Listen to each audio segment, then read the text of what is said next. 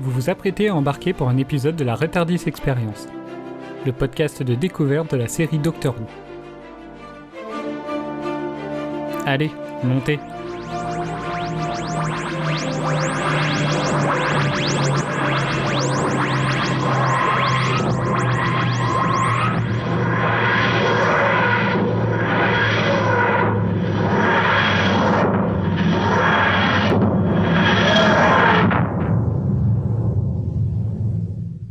C'est bizarre, on trouve rarement des araignées dans l'espace. C'est quoi ça? On ne bouge plus! Vous me croyez si stupide au point de ne pas remarquer votre présence? Comment êtes-vous monté à bord? Téléportation? Qui vous envoie? Docteur, c'est mon père. La Rory, vous êtes allé trop loin. Vous auriez pu au moins me demander la permission avant d'emmener votre père. Je ne suis pas un taxi, à ce que je sache. Vous êtes matérialisé autour de nous. Oh, dans ce cas, ok, j'ai un peu foiré. Salut, Brian. Comment allez-vous? Ravi de vous rencontrer. Je vous souhaite la bienvenue. Pour cette aventure, ce ne sont pas 2 ni 3 personnes qui accompagnent le docteur, mais 5. Il fallait au moins ça pour découvrir des dinosaures et faire la peau au Louis la brocante spatiale qu'est Salomon. Un épisode capable d'être lent tout en allant à 100 à l'heure et il ne s'y passe presque rien et pourtant on ne décroche jamais. Et surtout beaucoup d'humour, beaucoup de légèreté, ce qui, l'air de rien, fait franchement du bien. Et dites-moi, balancer des évidences est héréditaire dans votre famille? Bonjour à tous et bienvenue dans ce nouvel épisode de Retardis Experience consacré aujourd'hui à l'épisode des dinosaures dans l'espace. Pour en discuter avec moi aujourd'hui, je suis accompagné de Eden, côté Néo. Salut. Bonjour tout le monde. d'Adèle et Rose, côté Wuvian. Salut. Salutations. Bonjour. Mais ce n'est pas tout. Pour la première fois, nous recevons une nouvelle voix. Elle sera du côté des Néo-Whovians, car étonnamment, c'est une personne qui encore aujourd'hui découvre les épisodes de Doctor Who au rythme du podcast. Nous accueillons donc aujourd'hui Stella. Bienvenue à toi. Salut. Bonjour. Merci de rejoindre la team Stella, je me sens un peu moins seule. Merci de m'avoir invitée.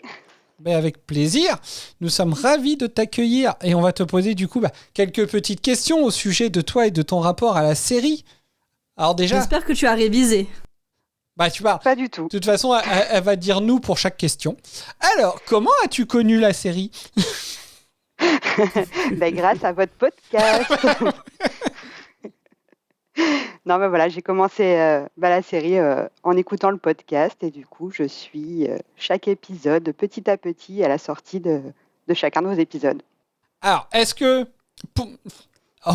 La question suivante, elle est un peu violente parce que la question que je me suis notée, c'est pourquoi continues-tu à la regarder? Je sais pas si c'est très vendeur de poser la Parce que franchement, on se le demande. Vu la dernière saison, je me le demande un petit peu. Non, mais parce que y a des épisodes sympas et j'adore les séries de science-fiction et donc je suis curieuse de savoir la suite. Toujours curieuse. Alors, du coup, là, c'est quoi ton... Pour l'instant. C'est quoi ton état d'esprit actuel sur la série? Justement, par rapport aux 6 premières saisons que tu as pu voir et du coup, ce que tu attendrais de la suite? Oula, question compliquée. C'est vrai que c'est des saisons très, très différentes. Le fait de changer de docteur, déjà, ça change toute la série. Il n'a pas la même personnalité. Donc on redécouvre un peu, on a l'impression de découvrir un peu un nouveau personnage à chaque changement. Et ça, c'est pas mal, c'est un concept vachement intéressant. Et pour la suite, j'attends de changer de docteur encore, du coup. T'es pressé de changer de docteur, t'aimes pas celui-là? Pas trop. Et puis c'est dans un épisode avec lui qu'on t'accueille en plus. Tu tenir. Mais oui, ça va aller. Alors, du coup, Rose y avait eu le droit à l'époque de sa première participation. Est-ce que tu t'en souviens, Rose? Est-ce que tu te souviens de ce à quoi tu as eu le droit à la première participation? Oui, je m'en souviens. Alors, donc, moi, je m'en souviens pas. Et du coup, c'est ton tour, tu vas le redécouvrir. Je vais te poser quelques questions auxquelles tu dois répondre sans réfléchir. Ok. Toi qui es une fan de Friends, c'est le jeu de Joey. Oui. Ok, je vois, c'est bon. Allez. C'est dangereux comme jeu. C'est ce qu'il dit. Alors, Jack ou River? River. Ange pleureur ou silence? Ange pleureur. Costume ou nœud papillon?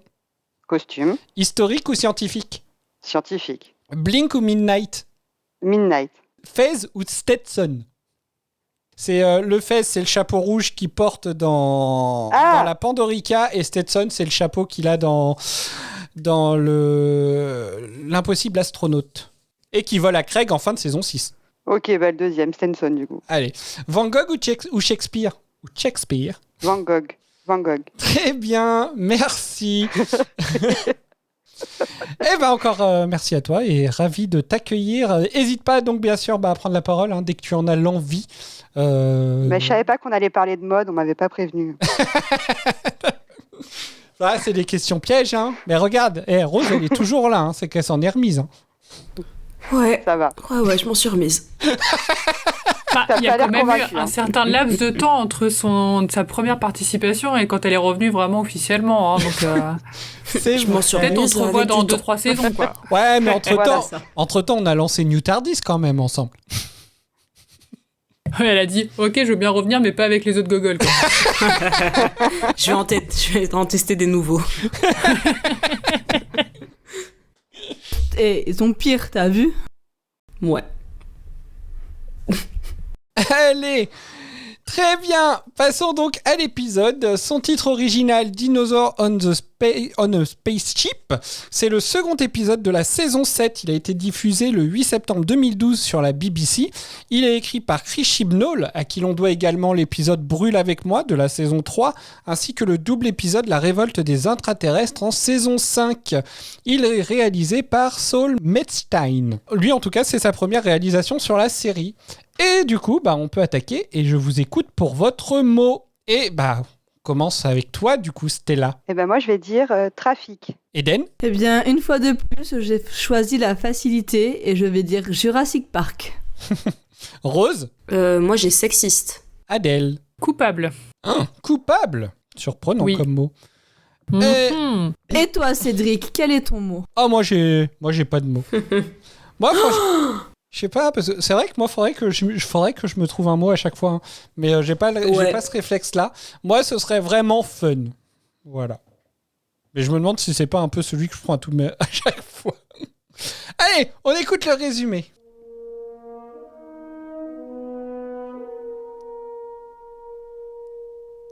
Suite à un appel de la Terre, en 2367, le docteur se rend sur un vaisseau qui menace de s'écraser sur la planète dans les 6 heures. Accompagné de la célèbre reine Nefertiti, il est également allé chercher John Riddle, chasseur de fauves, tout droit venu de l'an 1902, et nos habituels comparses, Amy, Rory et... Brian ? Eh bien oui, Brian. Car le TARDIS a trouvé bon de se matérialiser en plein milieu du salon des Ponds, alors même que le père de Rory changeait une ampoule. Le voilà donc bien malgré lui embarqué dans cette aventure aux aires de Jurassic Park. Car oui, le vaisseau est habité par des dinosaures. Des dinosaures dans l'espace. Le combo parfait, quoi. 2 équipes se forment vite. Le docteur, Rory et Brian se retrouvent téléportés dans la salle des machines, qui n'est autre qu'une plage habitée par des ptérodactyles. Chouette ambiance pour une baignade. Amy, Nefertiti et John, quant à eux, cherchent des informations dans l'ordinateur de bord. Ils apprennent qu'ils se trouvent tous à bord d'une arche silurienne, fuyant la Terre et en route pour une nouvelle planète en compagnie des dinosaures, afin d'échapper à la météorite et donc l'extinction de ces 10 dinos. 10 dinos. Revenons au groupe numéro 1. Brian, après avoir démontré les avantages de toujours avoir une truelle sur soi, se retrouve à courir pour sa vie et avec le docteur et Rory.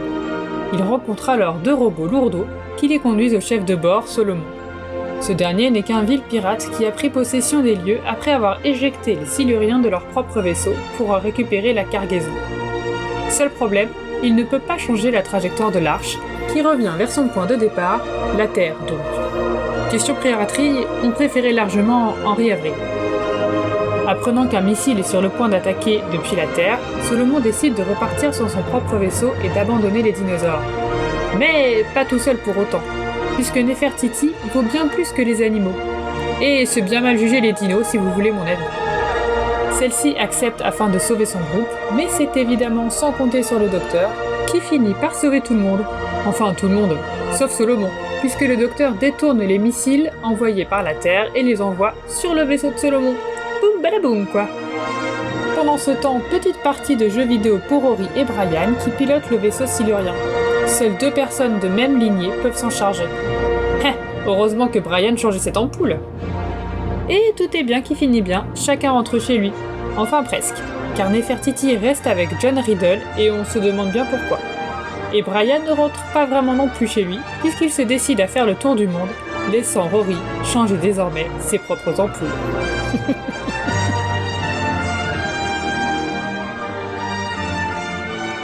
Merci Adèle pour ce super résumé. Est-ce que vous avez des choses à rajouter sur ce résumé? Bravo. Merci, Adèle. C'était super complet. Oui. Moi, cette Avec une musique, super musique. musique. vraiment, cette musique, moi, je ne m'en lasse pas. Je suis contente parce que la musique reprenait à des bons timings du résumé. Je trouvais que ça rendait vachement bien. Ouais. Bien malgré moi. Bravo. Il y a du talent. Mais non, c'était tout calculé. Oui, ne dis pas que c'était Mais bien malgré sûr, toi, toujours. évidemment, de toute façon. Non, Franchement, j'ai écouté le résumé, je suis genre, oh, stylé.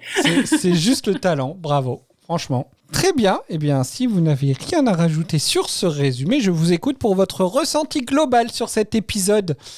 Et comme à chaque fois, de toute façon, je vais commencer à chaque fois par toi sur cet épisode, en tout cas. Stella. Ah bah d'accord. Moi, j'ai beaucoup aimé cet épisode. Il était très marrant. Et il y avait beaucoup de science-fiction, donc tout ce que j'aime. Voilà, des passages drôles, des dinosaures, des vaisseaux, de l'espace. Non, il y avait la totale, et même des petites répliques là de tous les personnages. Non, c'était très sympa. Je passais un bon moment. Eden.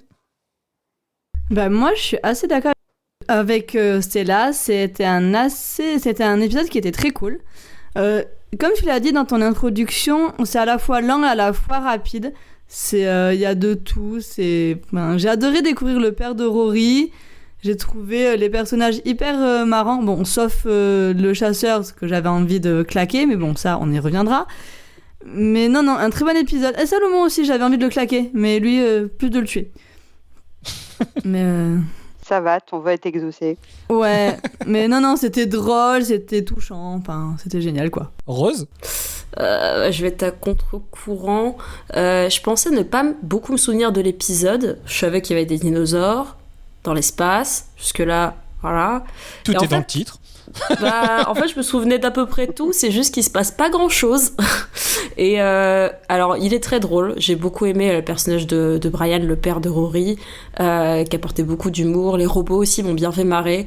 Mais j'ai pas du tout aimé l'écriture du personnage de Nefertiti et tout le... Je sais pas, je le trouve assez sexiste cet épisode avec le chasseur là, John. Bref, du coup, je me suis pas non plus ennuyée parce qu'il était assez rythmé. Il était bien rythmé, mais il se passe pas grand chose et pas grand chose à se souvenir de cet épisode. Adèle. Et une fois de plus, parce que je crois que j'ai déjà dit ça la dernière fois. Alors, je vais pas copier complètement l'avis de Rose cette fois-ci, mais je suis quand même globalement d'accord. C'est juste que alors moi j'ai mis le mot coupable pour plaisir coupable parce qu'en fait objectivement je suis d'accord, c'est pas un épisode qui est incroyable parce que comme Rose je trouve qu'il se passe pas grand chose, mais en fait juste la présence de Brian me fait adorer cet épisode parce que j'adore ce personnage et c'est pour ça que j'avais super hâte qu'on enregistre cet épisode parce qu'en fait pour moi lui il fait tout l'épisode et juste grâce à lui, c'est un épisode que j'apprécie, mais c'est complètement subjectif parce que je pense que l'épisode est pas dingo sinon. En fait, d'une manière générale, j'adore quand il y a des invités un peu surprises qui rentrent dans le TARDIS malgré eux, qui n'ont absolument rien à faire là, mais qui sont là quand même. T'as vu Stella comment elle parle de toi? Au début, je me suis demandé si vraiment elle parlait pas de moi. Mais oui, sinon, je suis assez d'accord qu'il y a beaucoup de choses quand même qui vont pas. On en reviendra, hein, mais effectivement, le rôle de Nefertiti, je trouve qu'il aurait pu être bien meilleur, bien mieux écrit. Mais voilà, c'est quand même un épisode que j'aime bien. Même si je le trouve un peu lent. En fait, il se passe plein de trucs et il se passe rien en même temps. C'est un peu étrange. Puis il y a des dinosaures. C'est comme les pirates. Il y a des dinosaures, donc en fait, fatalement, je vais quand même bien aimer l'épisode, même si objectivement, ils sont pas ouf. Ils sont moches. Les dinosaures? Ils sont moches, les dinosaures. Ouais, ils sont pas ouf, c'est vrai, ils sont pas ouf. Oh, mais je le ça trouve va. bien fait, moi. Ça va. Vous vous souvenez Ça pas aurait pu de être la pire. super Je suis d'accord, réaction. pire. Très bien. Alors, moi, de mon côté, c'est un épisode que j'ai toujours beaucoup de plaisir à regarder parce que c'est vrai que je le trouve très drôle. Déjà, rien que le père de Rory est très drôle. Après, c'est vrai que c'est vraiment un ressenti que j'ai eu pendant tout l'épisode. Alors, moi, en fait, le gros souci que j'ai eu sur cet épisode, c'est que j'ai galéré à trouver des extraits parce que au final, soit l'extrait était trop long, donc il rentrait pas, soit en fait, il y a un mot, soit les extraits étaient trop proches les uns des autres, parce qu'en fait j'ai l'impression qu'il y avait, en fait effectivement il se passe pas grand chose dans cet épisode là, parce que tout est lent, mais en même temps j'ai l'impression que quasiment tout est intéressant. Justement le Brian, en fait toute la présence de Brian est intéressante. Je trouve aussi que la présence de Salomon et justement la rivalité qu'il va y avoir avec Salomon, enfin je sais pas si on appelle ça de la rivalité parce que voilà, c'est lui le méchant de l'épisode. Je la trouve super intéressante.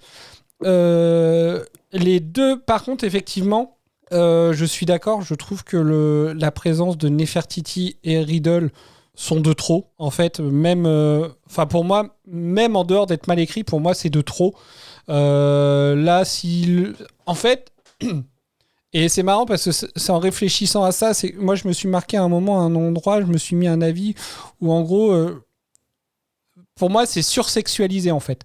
Juste par leur présence à eux deux, on arrive dans une sursexualisation dans l'épisode qui clairement n'a rien à foutre là. En fait, on se demande ce que ça fout là. Et on a presque. Et donc du coup, la réflexion que j'étais en train de me dire, c'est que ça donne presque l'impression que comme il y a le père de Rory, c'est pas un épisode dans lequel on peut sexualiser Amy. Donc, ils ont ramené d'autres personnages qui pouvaient sexualiser, en fait. Je sais pas si vous voyez un peu ce que je veux dire. Et je trouve ça super gênant. Et voilà, on va en reparler dans le ressenti plus poussé par la suite. Mais voilà, pour moi, en fait, ces deux personnages, ils sont clairement de trop. Et je vois pas trop ce qu'ils viennent foutre là, en fait. Ouais, je suis d'accord. De trop, je sais pas, parce que... J'aime bien quand même le côté où il va se chercher des potes pour l'aider dans son aventure. Je trouve ça quand même intéressant, je trouve ça chouette. Moi, le seul problème, en fait, à la limite, qu'il soit là, ça me dérange pas, mais c'est que l'autre, il soit macho, sexiste, machin, bon, à la limite, mais c'est que Nefertiti, elle accepte ça, quoi.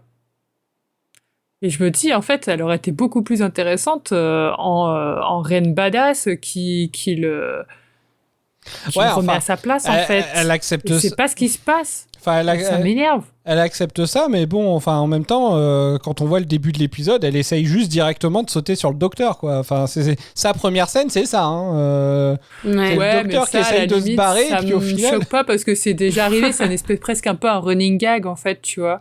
Oui, mais... Donc ça m'a plus fait rire que j'ai pas eu l'impression que c'était sexualisé parce qu'en fait, je me suis dit genre, bon bah allez, c'est encore la scène où de toute façon, je pense qu'il a dû embrasser toutes les reines du monde, et de toutes les époques, clairement.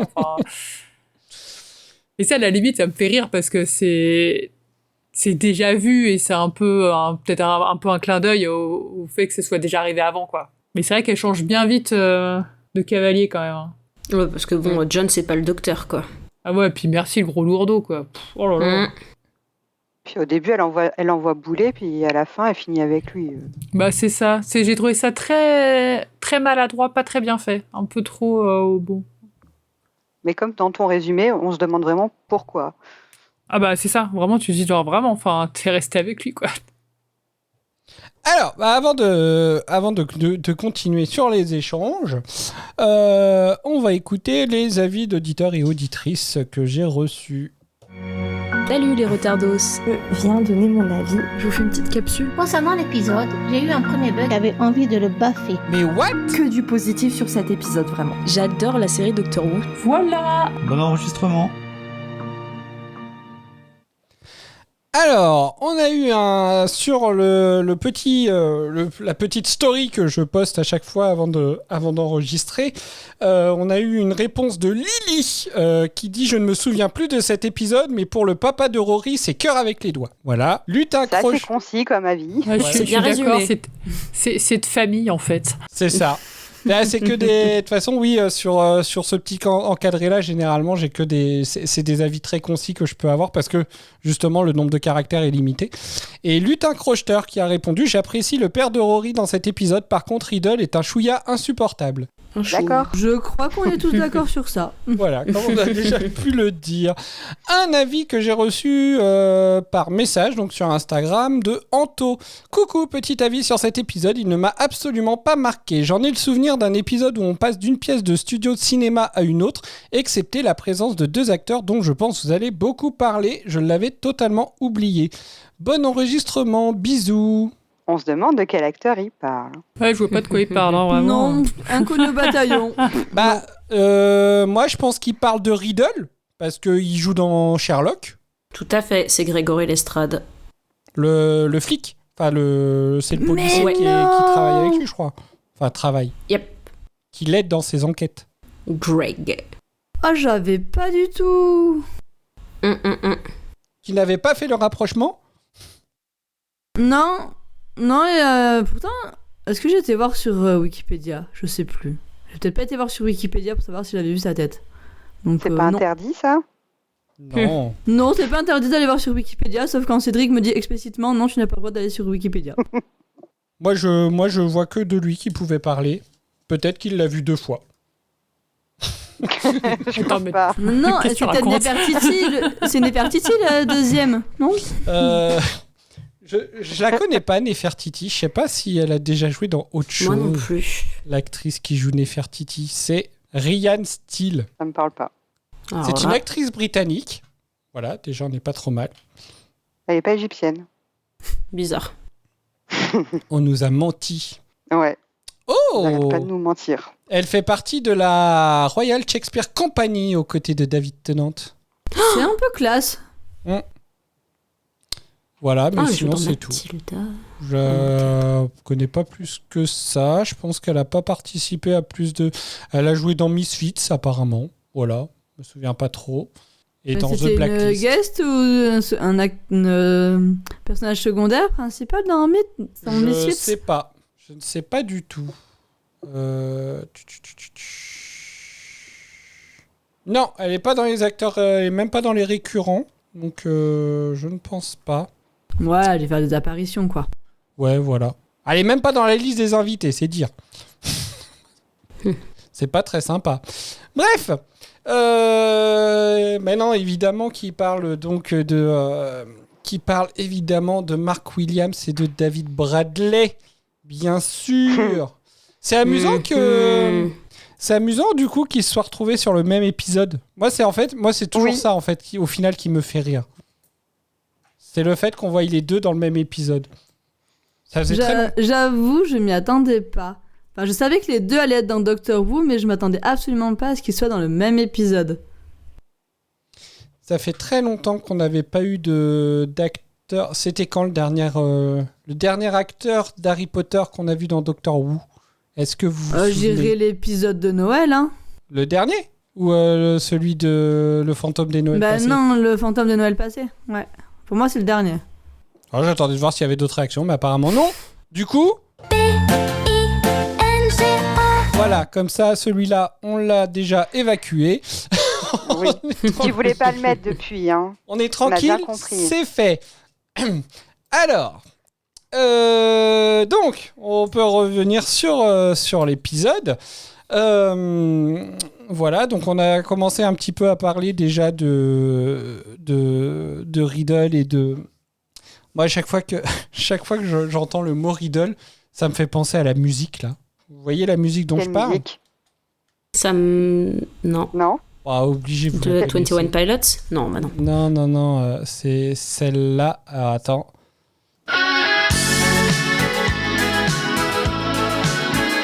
Voilà, parce que cette musique-là s'appelle The Riddle. Ah, je l'ai pas du tout. C'est Je vrai? savais pas que ça s'appelait comme ça. Voilà. Donc du coup, moi, à chaque fois, ça me fait penser à cette musique-là. Voilà. On sait ce que je mettrai en post-générique. Pas non plus. Mais Riddle, moi, ça me fait penser, pour rester dans Harry Potter, à Tom Riddle. Ah oui, c'est vrai. Ah, et bah comme quoi, je suis pas si... Je suis pas autant matrixé par Harry Potter que ça. Moi, je suis matrixé par la version française, juste. Mais on est d'accord que Indiana Jones, on l'avait jamais vu avant. Non, ni Indiana Jones, ni Nefertiti. Non, parce que comme il va le chercher comme si c'était un grand pote, je me suis dit, mince, on l'a déjà vu, mais je m'en souviens pas. Alors, mais ça, c'est déjà quelque chose qu'ils ont fait déjà au moment de la retraite du démon, où au final, il va chercher des personnes qui sont ses amis qu'on n'a jamais vues avant. Vous vous souvenez un peu ? Ouais, mais eux, ils sont bien. Oui. Non, mais en fait, moi, ce qui me... En gros, c'est que ça, en fait, maintenant, ils se le permettent parce que, justement, le docteur, en fait, vu qu'il vit ses aventures et que nous, on le suit au rythme d'Amy et Rory plutôt qu'à son propre rythme à lui, bah, du coup, on découvre des gens que, apparemment, il connaît d'aventures que, bah, nous, du coup, on n'a pas vu, quoi. Ouais, mais c'est nul, présente-moi tes potes. Bah, on est d'accord. Moi aussi, je trouve ça fait nul. un peu, ouais. Cheveux sur la soupe, quoi. Enfin... Enfin, pas lui. Moi, hein, j'aime bien, ça me t'étais dérange obligé. pas. J'aime bien parce que ça rajoute un peu de lore au docteur, en fait, aussi, enfin, de bien montrer qu'il vit d'autres choses pendant ce temps-là. Parce qu'il en parlerait jamais, je trouverais ça étonnant. Enfin, ce serait bizarre, en fait.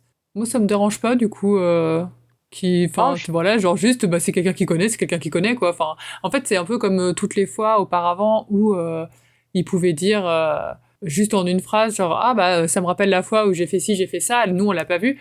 Bah là, c'est juste que ça va un tout petit peu plus loin parce que bah, le personnage, du coup, est invité, même s'il a vécu une aventure que nous, on n'a pas vue, quoi. Non, mais je suis d'accord avec toi, c'est super sympa. C'est juste des fois, certains personnages, ils sont cool et on a envie de plus les connaître, en fait. On est un peu triste de pas plus en savoir, quoi. Après, là, bon, il choisit pas très bien ses amis, quoi, parce que John Riddle, bon, on a vu mieux, quoi. Ouais, lui, par contre, il était pas obligé de nous présenter, tu vois. Mais ça va, il tire quand même avec des anesthésiants sur les dinos, donc ça va. Ça m'a quand même fait rire au début, justement, du coup, de l'épisode, quand il est en train de... je crois que c'est au moment où il est justement dans la salle de contrôle avec la soldate et puis Nefertiti, où il dit « Ah tiens, les pontes, ça fait longtemps que j'ai pas vu les pontes !» Comme s'il était en train de les oublier, en fait. Je trouve ça tellement horrible. Limite, il allait faire l'aventure sans eux, quoi. Tu sais, il allait chercher John Riddle, il allait faire Titi, il fait « Oh, allez, on y va, tiens. » non, c'est bon. Le premier qu'il a pensé à aller chercher, c'est quand même Riddle avant d'aller chercher Amy Pond. Les priorités sont un peu bizarres. Bah, je trouve ça assez horrible, en vrai. Parce que ça les met un peu au plan secondaire, finalement, alors que bah, pour nous, c'est quand même les personnages principaux. Bah, il y a un peu cette thématique sous-jacente où Amy, à un moment donné, elle dit au docteur, on dirait que vous nous sevrez, ça fait 10 mois que vous n'êtes pas venus et tout. Et lui, il dit non, mais non. Et ouais. Ils sont quand même un peu... pas laissés de côté, mais c'est vrai que là, ils sont pas au premier plan pour une fois. Après, c'est pas Amy centré, on va pas s'en plaindre, mais ils sont moins présents, ouais. Bah, il dit non, je vous sèvre pas, alors qu'en fait, si, complètement. Ouais, il essaye quand même de les... Il a dit, je vous laisse vivre votre vie. En gros, il faut que je m'habitue à plus vous voir, quoi. C'est peut-être lui qui sèvre. Qui sèvre. Oui. Ça me fait un peu penser, là, ce que vous dites, ça me fait un peu penser à ce que le docteur de David Tennant, il dit à Rose dans l'école des retrouvailles. Vous savez, le moment où il lui dit je me régénère et l'être humain dégénère. Vous pouvez passer toute votre vie avec moi, mais je ne peux pas passer toute ma vie avec vous. En gros, voilà, comme ils vieillissent, il sait qu'au bout d'un moment, de toute façon, ça se finira. Et du coup, c'est vrai qu'on a un peu... ça me fait penser à ça, en fait, ce que vous dites. Tu crois que c'est pour ça qu'il veut s'éloigner ? Parce que quand même, ils sont jeunes, donc... il a eu des compagnons plus âgés, quoi. Elle le dit, je crois, à un moment, ça faisait quoi, 10 mois qu'ils s'étaient pas vus ? 9 mois ? Ouais, 10, ouais. Bah, en tout cas, leur couple, il va mieux. Ouais. Mais au tout début, elle a quand même dit à Rory, je sais pas ce que tu vas lui dire, comme s'il y avait quelque chose, mais on sait pas quoi. Bah non, c'est au moment où elle dit à Rory en fait d'expliquer à son père, en gros, ce qu'ils font là en fait. Quand elle lui dit, ok. elle lui dit juste, dis-lui trouve quelque chose, mais débrouille-toi ou dépêche-toi. Et en fait, je pense qu'elle parle, elle lui dit en gros de, le pauvre, c'est toujours lui, c'était déjà lui dans l'impossible astronaute qui devait expliquer le TARDIS. Il est drôle, en vrai, ce passage-là, il est très drôle. Hein. Le passage que j'ai passé en intro, le docteur qui va même engueuler Rory en lui disant « Alors là, vous êtes allé trop loin. » Ouais, il abuse.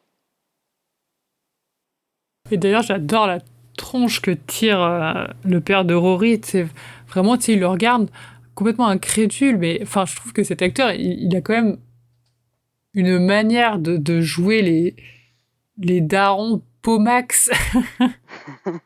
Vraiment, tu sais, Pity, il a plusieurs expressions, genre surpris, un peu fâché, un peu vexé. Enfin, tu sais pas.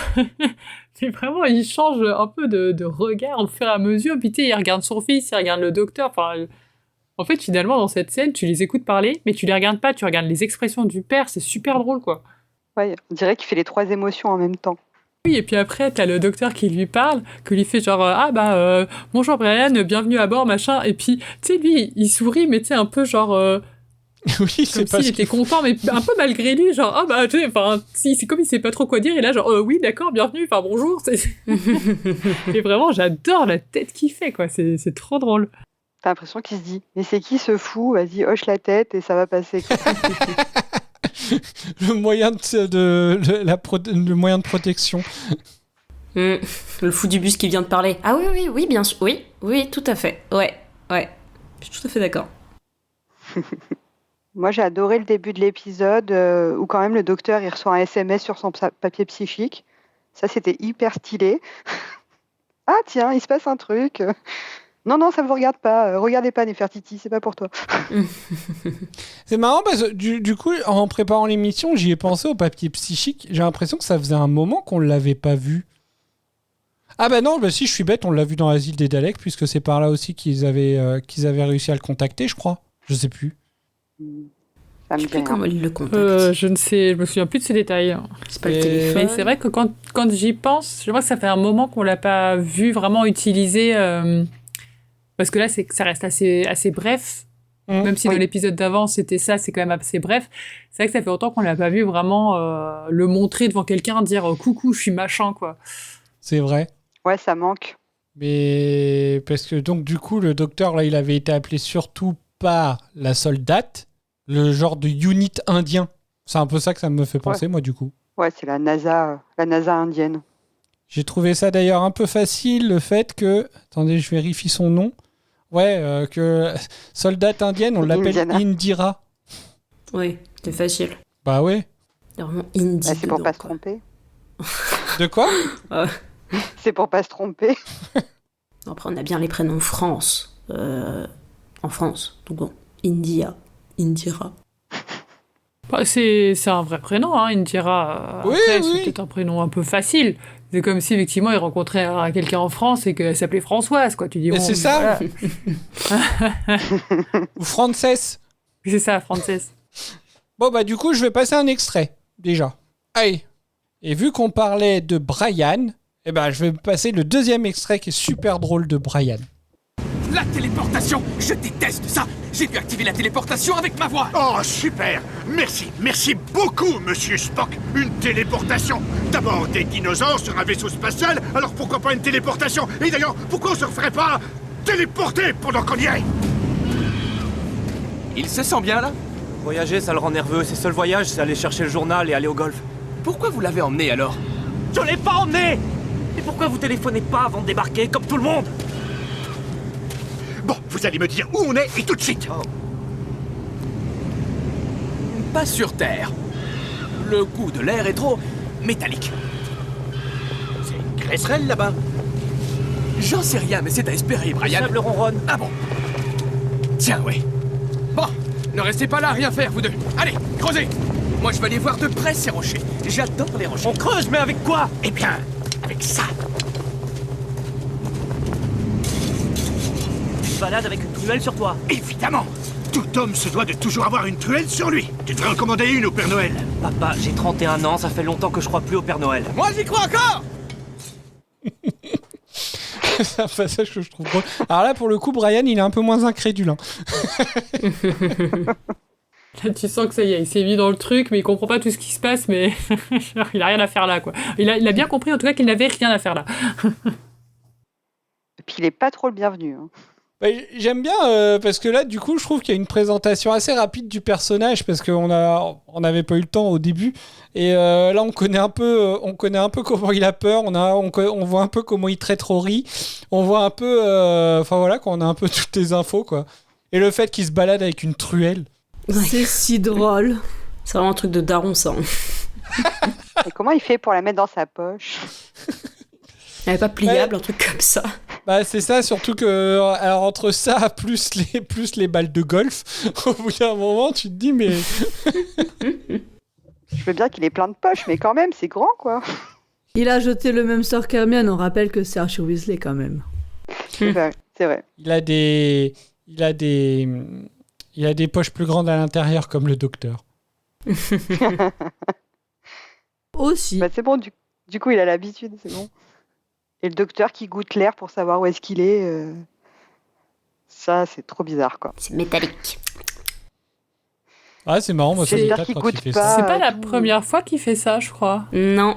On l'a déjà vu faire, il me semble. Alors lui, je sais pas. Je sais qu'il y a le docteur de David Tennant dans un épisode Ouais, qui il me mange semble, on du a déjà vu sable. David Tennant, ouais. Il mange du Ah oui, c'est sable ça. carrément lui pour savoir ce que c'est. Mais c'est vrai que c'est marrant. J'aime bien. En fait, toute cette... de toute façon, enfin, la plupart des scènes... En fait, moi, j'ai l'impression que chaque scène avec les nouveaux personnages sont là pour être drôles. C'est un peu plus raté, je trouve, avec effectivement Nefertiti et Riddle.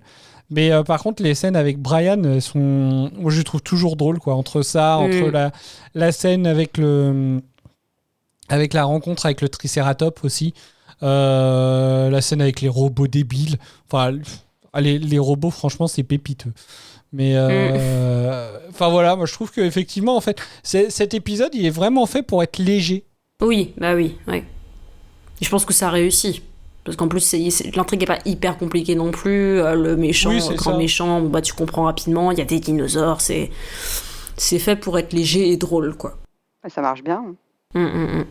Enfin non, vous n'êtes pas d'accord, les Rouviennes. Si, en vrai, je trouve qu'il est drôle quand même. Il a ses défauts. Si, elle trouve qu'il ne se passe pas grand-chose. Après, si, elle le trouve drôle quand même. Après, oui, il y a des épisodes où il se passe pas grand-chose, genre avec Greg. Mais c'est très drôle aussi. Et voilà, il n'y a pas besoin que ce soit hyper compliqué et dense à chaque fois. Ça allège aussi un peu les saisons. D'avoir des épisodes comme ça permet de souffler. Mais... ouais, je sais pas. Moi, je trouve les dinosaures moches, personnellement. Donc ça aide pas.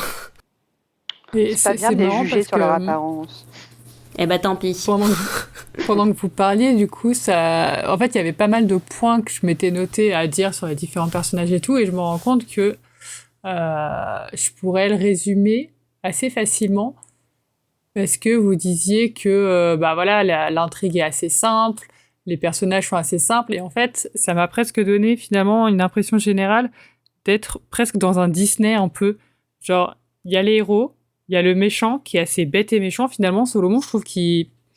Ah oui, il a aucune très nuance. profond. Enfin, il est juste méchant. Il est juste... on connaît pas trop son histoire. On sait rien de lui, finalement. Il est juste... comment qu'on dit il est vénal. En fait, il est juste vénal, quoi. Il veut juste voilà. du pognon, Il est quoi. juste là, et vénal et méchant, avec ses deux sbires loufoques. Et du coup, pour moi, c'est comme un épisode de Disney, quoi. Avec... vraiment les deux robots qui sont là pour faire du merchandising après, quoi. C'est vraiment, moi, l'impression que ça m'a donné. Et en fait, les robots m'ont fait beaucoup rire, hein, je dis pas. Oh ouais, mais, ils sont drôles. Mais pour moi, ils servent à rien, à part juste les poser là pour faire rire. Et moi, à chaque fois, ça m'embête un peu. Bah, moi, quand je voyais les robots, je voyais le 5e élément, ça me faisait trop bizarre. Et du coup, question. Êtes-vous Et oui, je me suis noté ça parce que je me suis dit, tiens, ça peut être une petite question à débat. Donc bon, vous avez déjà mon avis, mais où est-ce que vous êtes pour ou contre les personnages qui n'ont que pour seule utilité que d'être drôles? Donc je pense, là, par exemple, aux deux robots qui, pour moi, ne servent à rien d'autre. Mais dans le même genre, alors c'est pas Doctor Who, hein, mais par exemple, moi j'ai toujours eu ce ressenti-là avec Olaf dans La Reine des Neiges, par exemple. C'est typique, vraiment, du gars qui ne sert à rien et qui est juste là pour être le personnage drôle du dessin animé. On voit beaucoup ça dans les dessins animés, un peu moins dans les films, je trouve. Mais moi, là, ça m'a donné cette impression-là, donc je sais pas ce que vous en pensez. Après, je pense pas qu'il soit là pour rien non plus. Hein. Mais ouais, c'est un peu les yeux, les oreilles de. Non, c'est les sbires du méchant, mais c'est juste les sbires, quoi. C'est ses armes, en fait. Ouais, c'est ça. C'est ses armes, en fait. En dehors de deux, il a pas d'armes, Solomon. Moi, depuis tout à l'heure, je l'appelle Salomon, et en fait, effectivement, c'est Solomon. Solomon, mais il veut pas vivre solo, quoi. Non, parce qu'en fait, puisque c'est eux qui blessent le père de Rory, c'est eux qui tuent le dinosaure. En fait, il a pas d'autre arme, Solomon. À part, quoi que si, il a son espèce de canne qui fait un peu épais, vu qu'il prend en otage Nefertiti. Ouais, enfin après, ouais, je sais pas. Après, en dehors de ça, sinon, pour répondre à ta question, moi, ça me va. Après, faut pas qu'il prenne trop de place, en fait. Tant que le personnage, il prend pas trop de place, ça me va si c'est équilibré, quoi. Totalement d'accord. Moi, j'aime bien si c'est bien dosé. Et là, j'ai trouvé que c'était très bien dosé, justement. Moi, j'ai kiffé toutes les apparitions des robots. Oh, j'ai peur. Mais c'est vrai que j'ai peur. J'ai perdu de l'huile. Ouais, je pense que pas tous les personnages comiques comme ça, je les apprécie. Genre, c'est pas une réponse unanime, mais globalement, je trouve ça quand même important dans la narration d'avoir un peu ce léger et tout. Du coup, je pense à Olaf, que... Bon, après, c'est peut-être pour enfants aussi, mais il me faisait rire quand j'étais plus jeune. Mais les robots, ils sont rigolos. Après, du coup, je réfléchis si on a eu un peu ce genre de truc dans Doctor Who. Je suis pas sûre. Après, c'est des personnages parfois... c'est vrai qu'on peut voir Brian un peu comme... il a quand même un ressort comique assez important. Et en même temps, il est là aussi pour trouver la solution à la fin de l'épisode. Donc, il sert pas à rien. Mais je crois pas qu'on ait eu trop le cas quand même dans Doctor Who. Il y a toujours, même s'ils ont un côté comique, il y a toujours une utilité comme dans l'épisode, quoi. Je réfléchis. Je suis d'accord avec Cédric. Les robots, pareil, elle est minime, mais ils ont quand même une utilité. Ils sont pas juste là pour faire rire. Et donc, c'est ça aussi qui est bien. Parce que c'est juste quelqu'un qui vient et qui fait des blagues.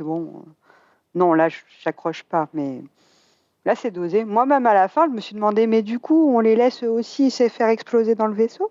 J'étais triste pour les robots. Oui, moi aussi. Ils n'avaient pas choisi d'être méchants, quoi. J'ai l'impression que c'était un peu un lavage de cerveau, qu'ils n'avaient pas choisi d'être méchants et que je suis sûre que s'ils étaient copains avec le docteur, ils auraient été gentils, quoi. C'est vrai.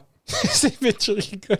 Mais c'est vrai que sur la fin de l'épisode, au moment où ça saute, j'ai pensé aux robots et puis je me suis dit, non, Cédric, ce sont des robots, ils n'ont pas d'âme. C'est des boîtes de conserve. Mais tu vois, j'en suis à ce point-là, en fait. Comme les Daleks.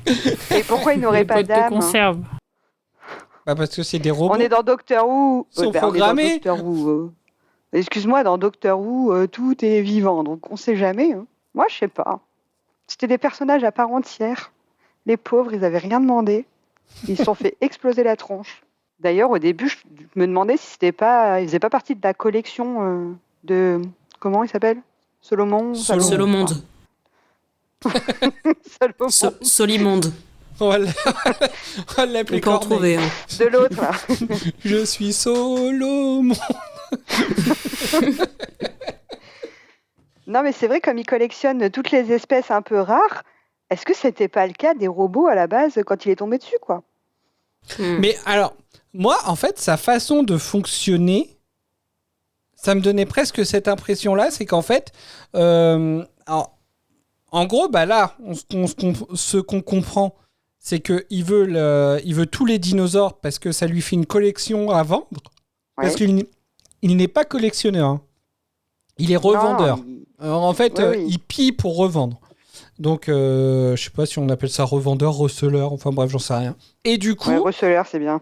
Et du coup, mais par contre, ce qui m'a étonné, c'est qu'il voulait échanger toute la cargaison contre une seule personne, c'est-à-dire Nefertiti. Bah, c'est pas un très bon... du coup, en fait, ça donne un peu l'impression... Moi, j'ai dit qu'il fallait qu'il revoie l'ordre de ses valeurs. Hein, dans mon résumé, je l'ai dit. Il est jugé bien mal. Hein. Ça donne un peu l'impression qu'il vend un truc, il en tire ce qu'il peut, puis après, il va chercher un autre truc qu'il peut revendre plus cher. Enfin, vous voyez un peu. Le mec, s'il essaye de se faire du pognon sur un seul objet à la fois... C'est pas un très bon c'est pas ça, c'est juste qu'il a finalement repris son vaisseau d'avant, mais il avait pas la capacité d'emmener tous les dinosaures. Donc du coup, il s'est dit je prends juste la meuf, tu vois. Oui, c'est vrai, c'est évident en plus. C'est pour ça qu'il les laisse tomber en fait, c'est parce que il veut sauver sa peau et il dit tant pis, pour sauver ma peau, je dois abandonner les dinos quoi. Mais au moins que j'y gagne une reine d'Égypte. Exactement. Il aurait pu ramener un petit oiseau là. Hein. Ça prend pas beaucoup de place, quoi. Un petit oiseau ? Ouais, je connais pas les noms des dinosaures. Ptérodactyle, truc comme ça. Oui, c'est ça, ouais. Gros dinosaures. Ah, c'est tout petit, ça. Il le mettait dans un coin du vaisseau, ça passait. Lui, par contre, Salomon, c'est vraiment un méchant de chez méchant. mais insupportable. C'est une ordure, une raclure. J'étais tellement contente qu'il meure. Par contre, je me suis posé la question, c'est le premier antagoniste qui est réellement tué par le docteur, non ? J'ai pas le souvenir que sinon il y ait trop de morts dans Doctor Who. Hein. Ah si, quand même. Ah si, alors non, mais aussi volontairement, je sais pas, parce que c'est vrai que là vraiment, il détourne les missiles. En sachant que ça va le tuer, il lui propose même pas de l'emmener, de le sauver, etc. Et c'est vrai que je sais plus si c'est déjà arrivé, mais en tout cas, c'est suffisamment rare pour être noté, parce que habituellement, il cherche à tout prix, il attaque pas, en fait, le docteur, ouais. David Tennant, lui, il voulait toujours les sauver, en fait. C'est ce que j'allais dire, c'est peut-être une différence entre les deux docteurs, en fait. Parfois. Genre, entre la mort et les épouvantails, être changé en épouvantail à vie, bon, je sais pas ce que je choisis. Hein. Et puis Pompéi, il a quand même fait exploser toute la civilisation. Il y a toute une espèce entière qu'il a tuée. Oui, mais là, c'était pour... C'était un point fixe dans le temps. C'était pour la suite logique de l'histoire, quand même. C'était parce que c'était point fixe. C'est pas parce qu'ils étaient méchants, tu vois. Bah, quand même, il voulait s'en débarrasser. Non, c'est parce que c'était un point fixe de l'histoire. Il aurait pu faire exploser sans les gens dedans. Hein. Encore dans l'avant-dernier, dans le dernier épisode de Donna, justement, où Davros, il avait proposé même à Davros carrément de l'emmener, etc., juste avant l'explosion... Juste avant que Davros il lui dise « Je vous nomme le destructeur de tous les mondes ». Mais... Matt Smith, est-ce que c'est déjà arrivé, Matt Smith Bah non, je crois pas non plus. Hein. Ça me dit rien. Et en vrai, alors, moi, il y a un passage... je vais rediffuser du coup un extrait pour le coup sur Salomon, parce que un des premiers échanges avec Salomon et le docteur, je trouve il me fait froid dans le dos. On écoute le passage. Ah non, ça c'est le résumé. Et pour revenir à tout à l'heure, parce que au début, les premières notes, je me suis dit, mais attends, elle a mis la petite maison dans la prairie ou quoi?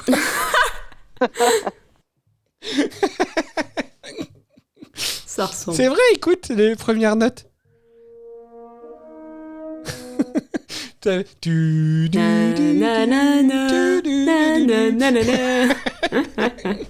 allez, l'extrait sur Salomon.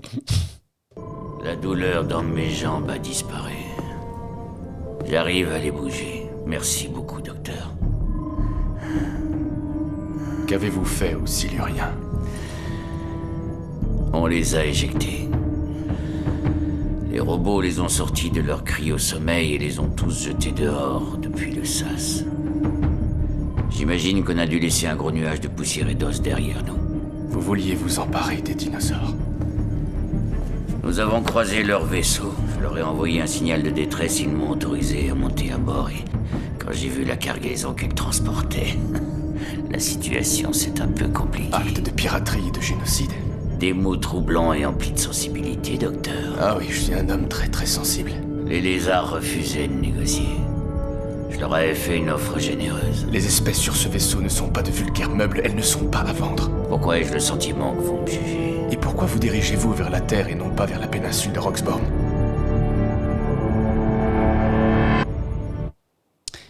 Moi je trouve ça terrible en fait. Ce passage-là, moi ça me fait froid dans le dos parce que le mec, il a quand même donc tué des gens qui venaient l'aider.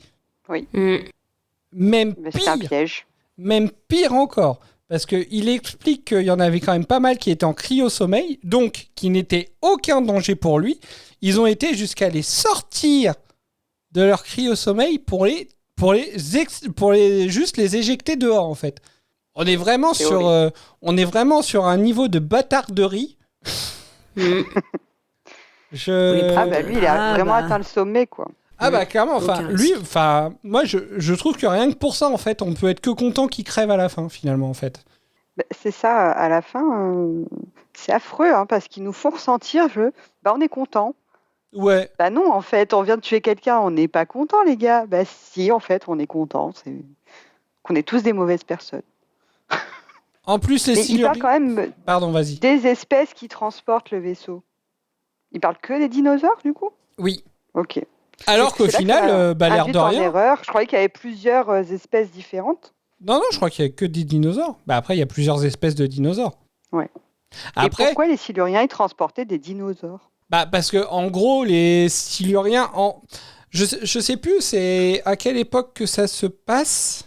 De ce que j'ai compris, les Siluriens, ils sont là depuis des millions d'années. Et du coup, pour Ils avaient plus d'essence. se sauver de la météorite qui va tomber sur la Terre et donc engendrer l'extinction des dinosaures, ils se barrent tous en vaisseau avec les dinosaures pour les sauver aussi. En fait, c'est un peu une arche de Noé, quoi. C'est ça. Okay. D'ailleurs, je pense que c'est pour ça qu'il s'appelle l'arche des Siluriens, d'ailleurs. Mais bon sang, mais c'est bien sûr. Mais c'est bien sûr. Ouais, donc c'est pas les Siluriens qu'on a déjà rencontrés, hein. C'est pas les mêmes du coup. Bah, non. Non. Pour moi, ils n'avaient pas de dino, eux. Hein. Non, ils n'avaient pas de dino. Et puis, ça se passe en 2012 Non. Je sais plus c'est en quelle année que ça se passe. Mais c'est à une époque où Amy et Rory sont encore vivants parce que justement, ils se voient en face. Donc, je crois que c'est dans les années entre 2000 et 2020. Et du coup, c'est assez marrant parce que par contre, la personne qui est... ils ne sont pas foulés, quoi, parce que le message vidéo, c'est exactement le même acteur que celui qu'on voit d'ailleurs. Ah non, par contre, non, il se fait pas tuer dans l'épisode de la saison 5. Mais du coup, comme c'était le même scénariste, c'est peut-être aussi pour ça qu'il a fait revenir aussi cette espèce-là, hein, du coup. Vu que c'était déjà Chris Chibnall qui avait écrit le double épisode de la revanche des intraterrestres. Et en fait, donc la personne qui négocie avec Amy et comment qu'elle s'appelait déjà ? Nasreen. Vous savez en fait, il y avait un Silurien qui négociait avec Amy et Nasreen pour avoir un espace sur Terre en fait. Oui. Je sais plus c'était quoi son rôle à lui. Je crois qu'en gros, ça devait être un. C'était pas un empereur, mais bon, ça devait être. Enfin voilà quoi. C'était un politique. Bah, c'était pas un. Non, c'était pas un des scientifiques, lui. Non, enfin pour moi, celui qui est sur la vidéo, c'est celui qui jouait plus le politique. Ah pardon, je croyais que t'étais revenu sur l'épisode des intraterrestres. Bah oui, mais parce que dans la revanche des intraterrestres, il y avait deux mâles. Il y avait effectivement le scientifique qui était là au début, et le scientifique, par contre, il a été chercher un politique. Ah oui, c'est vrai. Il l'a réveillé et tout, et c'est lui qui négociait. Et pour moi, c'est le politique qui avait. En fait, c'est celui du politique qui a été repris pour faire la petite vidéo de je suis celui d'accord. Ouais. qui explique la vidéo sur laquelle tombait mis. Donc c'est le même. Je suis pas sûr que ce soit le même personnage, mais en tout cas, ils ont a priori repris le même oui, c'est le même acteur. Design, quoi. Pour moi, c'est le même acteur. Je sais pas si c'est le même acteur. Oh bah... J'ai pas trouvé ça dans les anecdotes, je regarde. En tout cas, c'est le même... c'est la même VF en plus. Pour moi, c'est le même visage, quoi. Oh, tu dis que tous les Siluriens se ressemblent. Bah justement, non, ils ont un peu pris la facilité de prendre le même. Moi, ça m'a induite en erreur. Je croyais que justement, c'était les intraterrestres de... c'était les Siluriens de la saison d'avant, en fait, qui étaient partis de la Terre. Et je me suis dit, c'est bien, ils vont chercher ailleurs pour trouver où vivre. Bon, bah non, finalement, ils finissent dans l'espace, donc c'est pas cool. Mais... Alors, le Silurien s'appelle Bleital. Il est joué par Richard Hope, qui a fait plusieurs rôles pour Doctor Who et les audios Big Finish. Spécialisé justement dans les rôles de Siluriens. Tiens donc. Comme de Il par joue hasard. Maloké. Maloké qui est... Il a Maloké ? Est-ce que c'est pas un bingo, là? C'est le chef scientifique des Siluriens. Ah, le chef scientifique, du coup ? Bon, bah d'accord. Donc, c'est moi qui avais raison. Ouh là là. Oui, ça me dérange. Moi. J'aime pas trop ça. On va effacer la recherche. On va couper tout le passage. Il a joué dans Broadchurch. Oh, c'est qui? Un Silurien? C'est qui? Je sais pas, j'ai juste la liste des... J'ai juste la liste des séries non Doctor Who, donc je peux pas voir. Alors, je pourrais chercher, tu vas me dire, mais genre... Ouais, je vais chercher, t'inquiète. Ce serait tellement drôle. Imaginez, dans chaque série de la BBC, il y a un truc qui montre que c'est l'univers de Doctor Who, quoi. T'as un Silurien dans Broadchurch. Il y a bien le gars dans ton film d'horreur, là. Oui, c'est vrai. Bon, c'est pas Doctor Who, c'est le spin-off, mais c'est ça vrai. marche aussi. Vous avez des choses à ajouter sur Solomon? La scène où il tue le dinosaure. Rien que pour ça, il mérite de crever aussi. Ouais. Mais il faut pas tuer les dinosaures, oui, on est d'accord? Ça suit pas. Sauf s'ils veulent te manger. Merci pour ce message de prévention, Eden. Mais faut pas tuer les dinosaures.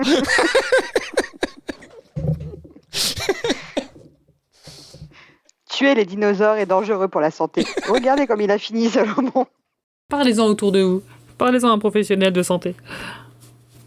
Mais comment il peut tuer son gagne-pain? Je comprends pas. Bah parce qu'il en a d'autres. Oui, mais Et il est bête, lui, quand même. Hein. Bah, et puis en plus, à partir de là, il s'en fout, vu que la seule personne qui veut, c'est Nefertiti. Oui, mais il aura rien du tout. Et puis voilà.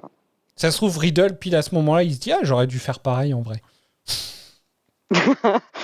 La menacer. Terrible. Vraiment. T'as versé ta petite larme? Ah, mais franchement, moi, à chaque fois... Et en plus, je la trouve... cette scène, je la trouve super bien réalisée. Mais Rose, elle va te dire que les dinos, ils étaient moches, donc ça l'a pas du tout touché. Ah ouais. Ah, parce que pour toi, faut être beau pour rester vivant. Bravo, hein. Ouais, tout à fait. La sélection naturelle. Non, en vrai, je trouve ça triste, mais... C'est pire que les délits de faciès d'Adèle. C'est pas la sélection naturelle, c'est la sélection esthétique. Mais il avait pas l'air de souffrir, c'est bon, il bougeait à peine, là. Oh, bah si, quand même, putain, il souffre en plus, c'est horrible. Ah non, moi, vraiment, de toute façon, dès qu'il y a des animaux qui meurent, moi, ça me désespère. Vraiment, j'aime pas ça. Et là, en plus, il est tellement mignon. Alors, en plus, il choue avec ce dinosaure-là, entre guillemets. Ils en font limite un petit chien avec le coup de la balle. Donc, forcément, tu projettes un peu dans la gentillesse du dinosaure, aussi gentil qu'un chien, quoi, de la loyauté d'un chien, etc., le côté joueur d'un chien et tout. Et donc, du coup, je trouve que, au final, moi, ça me projette que c'est comme si le mec, il tuait un chien, en vrai. Ça me... Ah, vraiment, non. Ça me révolte. Ça va aller, c'est qu'une série, ça va aller. Non, je suis en colère. Parce que Rose, limite, a été contente, elle a dit. Oh non. Toujours plus, quoi. Ah, j'ai adoré qu'il se fasse tuer. J'aurais aimé qu'il y en ait plus qui se fassent tuer. Ouais. C'est mon élément marquant, j'ai adoré ce passage. Cédric, on fait comment pour la virer maintenant? Vous pouvez pas. Le gars qui répète, amplifie et déforme. Horrible. Mais si ça peut vous rassurer, de toute façon, les dinos, ils sont tous morts, hein, parce qu'ils sont perdus dans un vaisseau spatial sans... Mais non, non, à la fin, on voit ce qu'ils deviennent, justement. À la fin, dans les cartes postales, on a une preuve comme quoi le docteur leur a bien trouvé une planète. Ah. Avec la carte... Elle est très stylée. Une planète qu'il a appelée Siluria, en hommage. C'est beau, je trouve. Elle était belle, en tout cas, cette carte postale. Oui. Elle était très belle, ouais. Faudra la refaire pour votre convention. Et du coup, on va parler... Après, on passe sur un peu tous les personnages, et puis après, on parlera quand même d'Amy, Rory et du docteur. Et maintenant, un autre extrait. Ah, ça se trouve, je vais réussir à passer tous mes extraits, dites donc. Voilà ce qu'il nous faut. Protection anti-dinosaure. Non, pas d'armes. Un anesthésiant. Des armes paralysantes. Vous êtes presque futé. Assez pour faire une sieste à un dinosaure. Même le docteur n'y verrait pas d'objection. Qui êtes-vous au juste vous êtes la reine du docteur? Non, je suis la reine de Rory. Femme, je suis sa femme. Ne lui dites pas que j'ai dit que j'étais sa reine. Je sais pas comment il le prendrait. Et est-ce que le docteur a une reine? Je croyais que vous étiez mariés. Un mâle qui équivaut à une potion de sommeil. Et à l'évidence, ce qui vous excite, c'est un homme d'action. Et avec un énorme flingue. C'est gênant. Excusez-moi, je vais vomir. Un somnifère humain ou un grivois sur pattes. Faites votre choix, Majesté. Voilà, je vous laisse relancer là-dessus. Non, on passe au sujet suivant. Oh c'est la gênance, cette scène. Hein. Oh, la gênance. Ouais. Mais quand elle dit un anesthésiant sur pattes ou un grivois, elle parle pas de la même personne? Non. Elle parle des hommes en général. Mais non, elle parle du mari du vrai mari de Nefertiti, du coup. Son poison de sommeil, là. Ah. Comme l'autre, il avait quand même un gros fusil anesthésiant dans les mains. C'est vrai que ça marche aussi, ouais. Par contre, alors je la trouve très drôle, Amy, sur cet épisode. Déjà, rien que quand elle se rattrape en disant « Je suis la reine de Rory ». Ah mais non, sa femme. Dites pas que j'ai dit que c'était sa reine. Je sais pas comment il le prendrait. Et elle est très drôle. Après, effectivement, du coup, j'ai perdu ce que je voulais dire. Ça arrive. En anglais, elle dit And you, Amy, are you a queen? Et tout de suite, j'ai répliqué oui, on est toutes des queens. Mais bon, elle a pas dit ça. T'imagines? Yes, I'm a queen girl. Oui, c'est ce que j'allais dire. Yes, queen. En claquant des doigts. J'aime bien cette scène-là quand elle fait genre ouais, je suis une reine, ouais, je suis une reine. Après, c'est un peu vrai qu'elle est la reine de Rory. Hein. C'est vrai. La reine et le soldat. Elle le mène un peu à la baguette, quoi. Ah, alors, si ça y est, ça m'est revenu ce que je voulais dire. Par rapport à Nefertiti qui demande si le docteur a une reine, elle venait juste littéralement de vivre quand même une aventure avec lui. Elle n'a pas eu l'occasion de lui poser la question déjà. Déjà, ça, c'est un premier point. Le deuxième point qui me dérange un peu, c'est que Amy, elle ne va même pas dire « Bah oui, et c'est ma fille ». Ah oui, c'est vrai. Oui, c'est drôle. Peut-être qu'elle approuve pas cette relation, hein, parce qu'elle est un peu Mais tordue. elle quand même. aurait bien raison. Elle a occulté aussi parce que ça n'a aucun sens. Ah oui, C'est horrible. Mais je trouve qu'il y a tellement de moments où à chaque fois, Enfin, c'est quand même bizarre. Moi, je trouve qu'on est quand même au 2e épisode de la saison. Il n'y a pas eu une référence à River, qui est leur fille, quoi, en vrai. Ça me... Moi, vraiment, ça me dérange. Hein. Je le redis à chaque fois, hein, mais ça me dérange. Ils rattachent vraiment pas ça, en fait, au fait que ce soit leur... Enfin, genre, il y a eu l'arc, c'est bon, il est fait, et la révélation est faite, et on passe à autre chose. Sauf que, normalement, c'est censé changer des dynamiques et tout, et ça, on dirait que ça a rien changé. On n'est pas sur du... Ouais, on est vraiment sur du... Enfin, c'est même plus... c'est pas primaire, c'est même pas secondaire, là. On est limite sur du tertiaire, là. Tiens, Adèle, toi qui es mère, si un mec envoyait ta fille en prison pour son meurtre, et qu'en fait il est vivant puisqu'il est en face de toi, est-ce que tu n'aurais pas envie de le tarter? Parce que du coup, ta fille est toujours en prison pour son meurtre. J'aurais un peu le seum, ouais.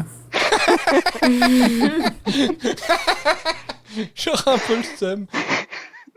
Parce que moi, je suis pas mère, mais j'ai déjà envie de le buter. C'est-à-dire que bon, elle a 3 ans, donc c'est difficile de savoir comment j'agirais dans 20 ans, on va dire. Pour l'instant, elle est seulement en train de la conditionner pour qu'elle soit psychopathe plus tard.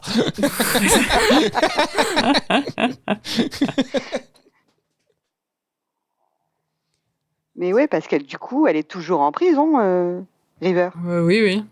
Parce mais de toute façon, moi je trouve qu'il y a plein de trucs qui sont bancals en fait là-dedans, au-delà du fait juste de leur relation entre le docteur et River. Bon, après, on va pas y revenir encore, hein, mais comme tu dis, Cédric, en fait, t'as l'impression que c'est presque 2 trucs totalement distincts, la relation entre le docteur et River, et le fait que River soit sa fille, et donc que le docteur soit leur beau-fils. T'as l'impression que c'est pas les mêmes personnes, en fait. C'est ça. Enfin, pour moi, le fait que River soit la fille de Amy et Rory, t'as l'impression que ça a été posé à un moment donné.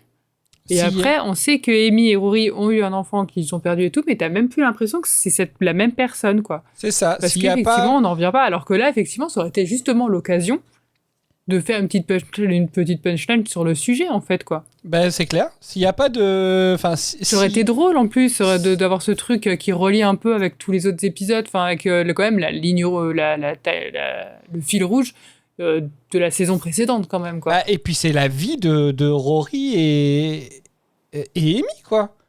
Parce qu'on le voit quand même à la fin de l'épisode... à la fin du dernier épisode de la saison 6, on voit justement River qui va leur rendre visite, puisque c'est là qu'elle leur explique que le docteur n'est pas vraiment mort. Et puis on voit bien que c'est assez régulier, puisqu'elle lui dit on en est où, etc. Enfin voilà, quoi. Ils ont une méthode où ça fonctionne, en fait, qu'ils arrivent à se voir et qu'elle les considère comme ses parents. En tout cas, River les considère comme ses parents. Donc elle va les voir. Moi, et au final, à chaque fois qu'il n'y a pas River dans l'épisode, bah, on a juste l'impression que Amy et Rory sont un couple sans enfants. Voilà, c'est tout.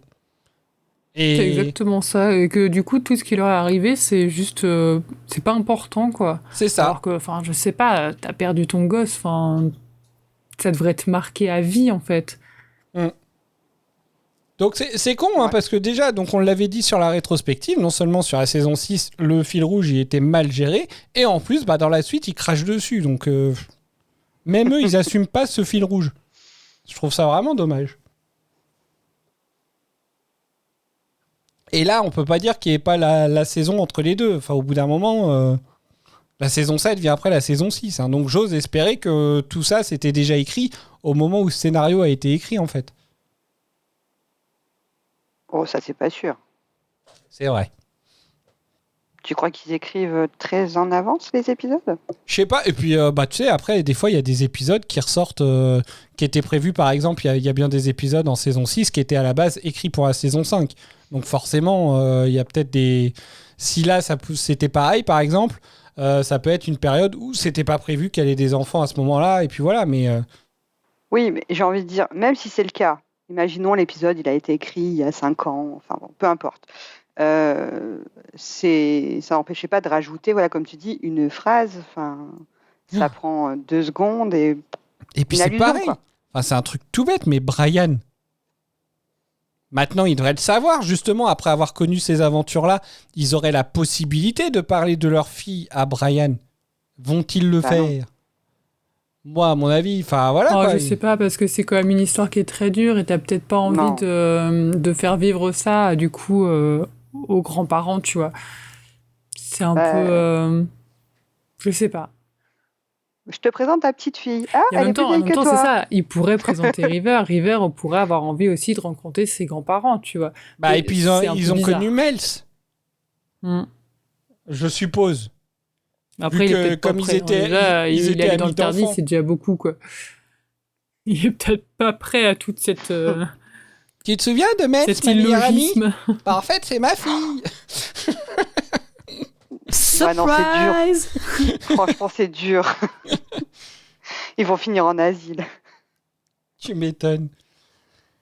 Non, mais enfin, voilà. C'est encore... Alors, je sais que t'aimes pas le personnage Adèle, et c'est vrai qu'au final, ça fait 2 épisodes où moi, je reviens dessus. Mais je trouve ça important, justement, de montrer les moments où il y avait... Si on pouvait arrêter, d'ailleurs. Je trouve ça important de montrer les moments où ils ont la possibilité de caser une référence à River et où ils ne le font pas, en fait. Voilà.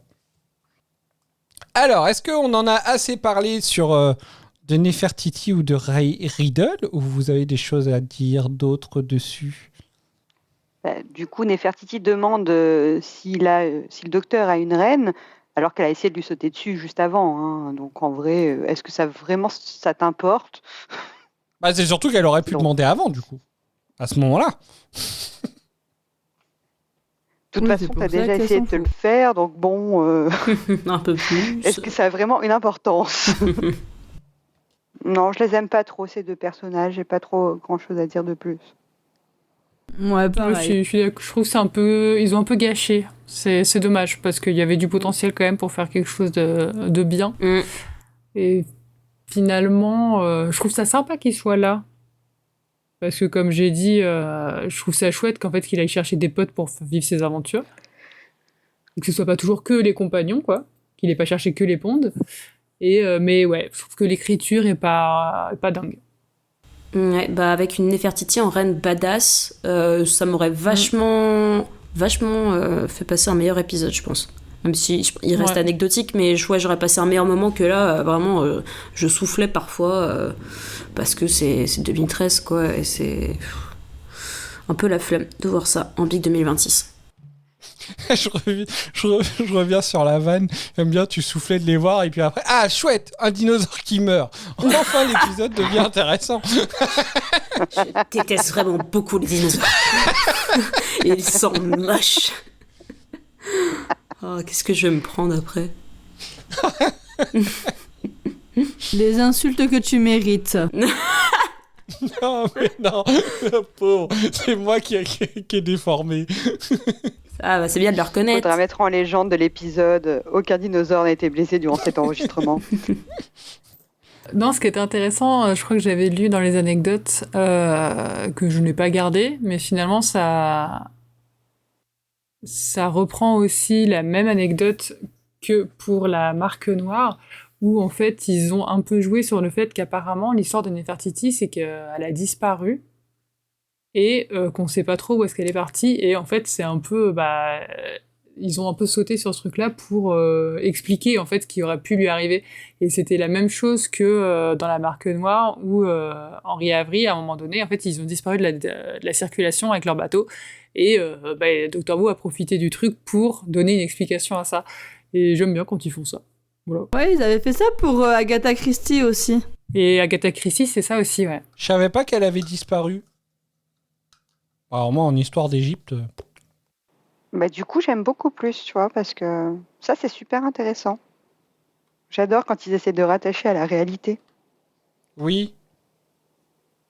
Ils essaient, hein, parce que vraiment... ça reste Doctor Who, quand même. Hein. Wow. Bah, ça part un peu dans tous les sens, quoi. C'est le principe de Doctor Who. C'est vrai.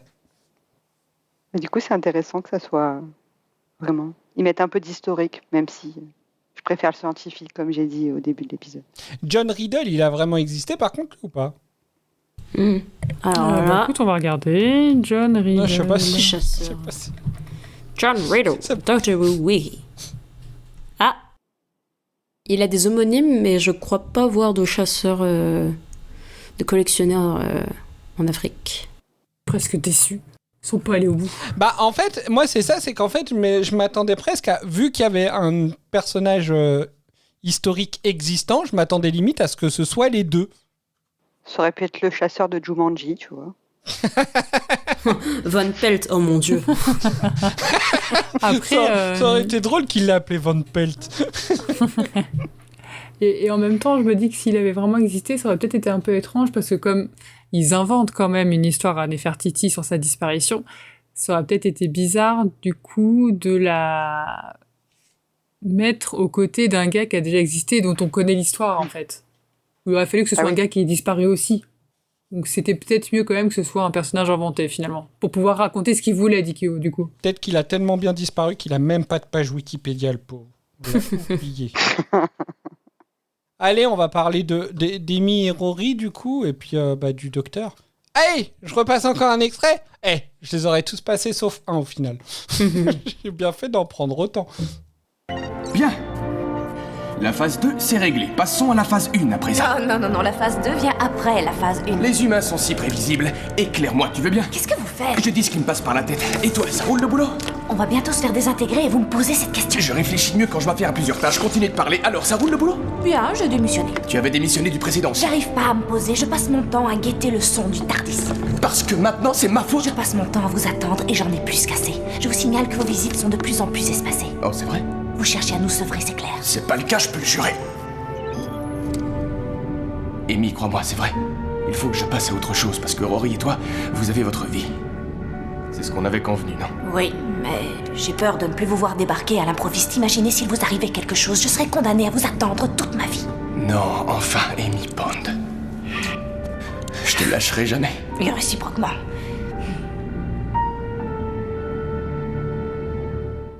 Alors c'est vrai que ça aussi, hein, l'histoire de la fille qui attendait, on pensait un petit peu que c'était terminé en saison 6 et bah non. Voilà, il a beau leur ouvrir une baraque. Elle fait une référence à ça mais pas à sa fille, c'est quand même pas croyable. Bah oui. Ils ont... Nul. Ils ont pu... Mais c'est vrai, rien qu'en discutant avec lui, parce que lui, il la connaît aussi, River, donc elle pourrait au moins en parler avec lui. Je sais pas, genre une connerie du style ouais, on voit plus River que vous, tu vois, ce genre de truc. Mais non, là non plus, même pas. Bah, genre, ça fait 10 mois qu'on vous attend, mais est-ce qu'au moins t'as vu River en attendant? Bah non, mais enfin c'est ça, je sais pas. Moi, c'est vraiment, ça me dérange. Et là, bah du coup, le coup de la fille qui attendait, normalement, c'était réglé après qu'il leur ait offert une maison, une voiture, etc. Mais non, ils attendent toujours finalement. Ouais, arrêtez d'attendre, hein, franchement. Lâche-la et oublie, c'est bon. Elle est doctolique. Elle n'arrive pas à arrêter. Après, sinon, pour en revenir... Bah, ils m'ont pas marqué plus que ça, parce qu'en fait, il y a tellement, finalement, de personnages qui sont tous au même niveau, j'entends. Genre, bah, ils sont 5 compagnons avec le docteur, plus les méchants et tout, que... Ils apparaissent pas comme ses compagnons principaux. Voilà, c'est ça. Ils sont tous au même niveau. Et je trouve que c'est plutôt bien équilibré parce que ils sont pas là pour être les compagnons principaux, mais ça aurait pu être mis en avant quand même parce que c'est ceux qu'on connaît le mieux. Mais je trouve que c'est pas trop le cas. Et j'ai bien aimé ça, en fait, que chacun ait quand même eu un peu leur mise en avant, en fait. Ils sont pas, c'était pas le docteur en premier, les Pond et après les autres. Je trouve que ils étaient le docteur en premier parce que c'est quand même le personnage principal, mais après tous les autres étaient au même niveau, donc j'ai bien aimé ça. Je trouve ça pas mal. On aime les épisodes pas Amy centrés. Oui, c'est ça. Ça change. Oui, c'était plus Rory finalement cette fois, et puis du coup. on voit un peu sa relation avec son père, ils ont l'air de bien s'entendre, d'être un peu... ils sont complètement différents, et en même temps, tu sens qu'ils s'apprécient, qu'ils s'écoutent aussi, donc j'ai trouvé ça assez rigolo, assez mignon comme relation. Mais ça fait du bien d'avoir un peu moins d'Amy, un peu plus des autres personnages. Tellement.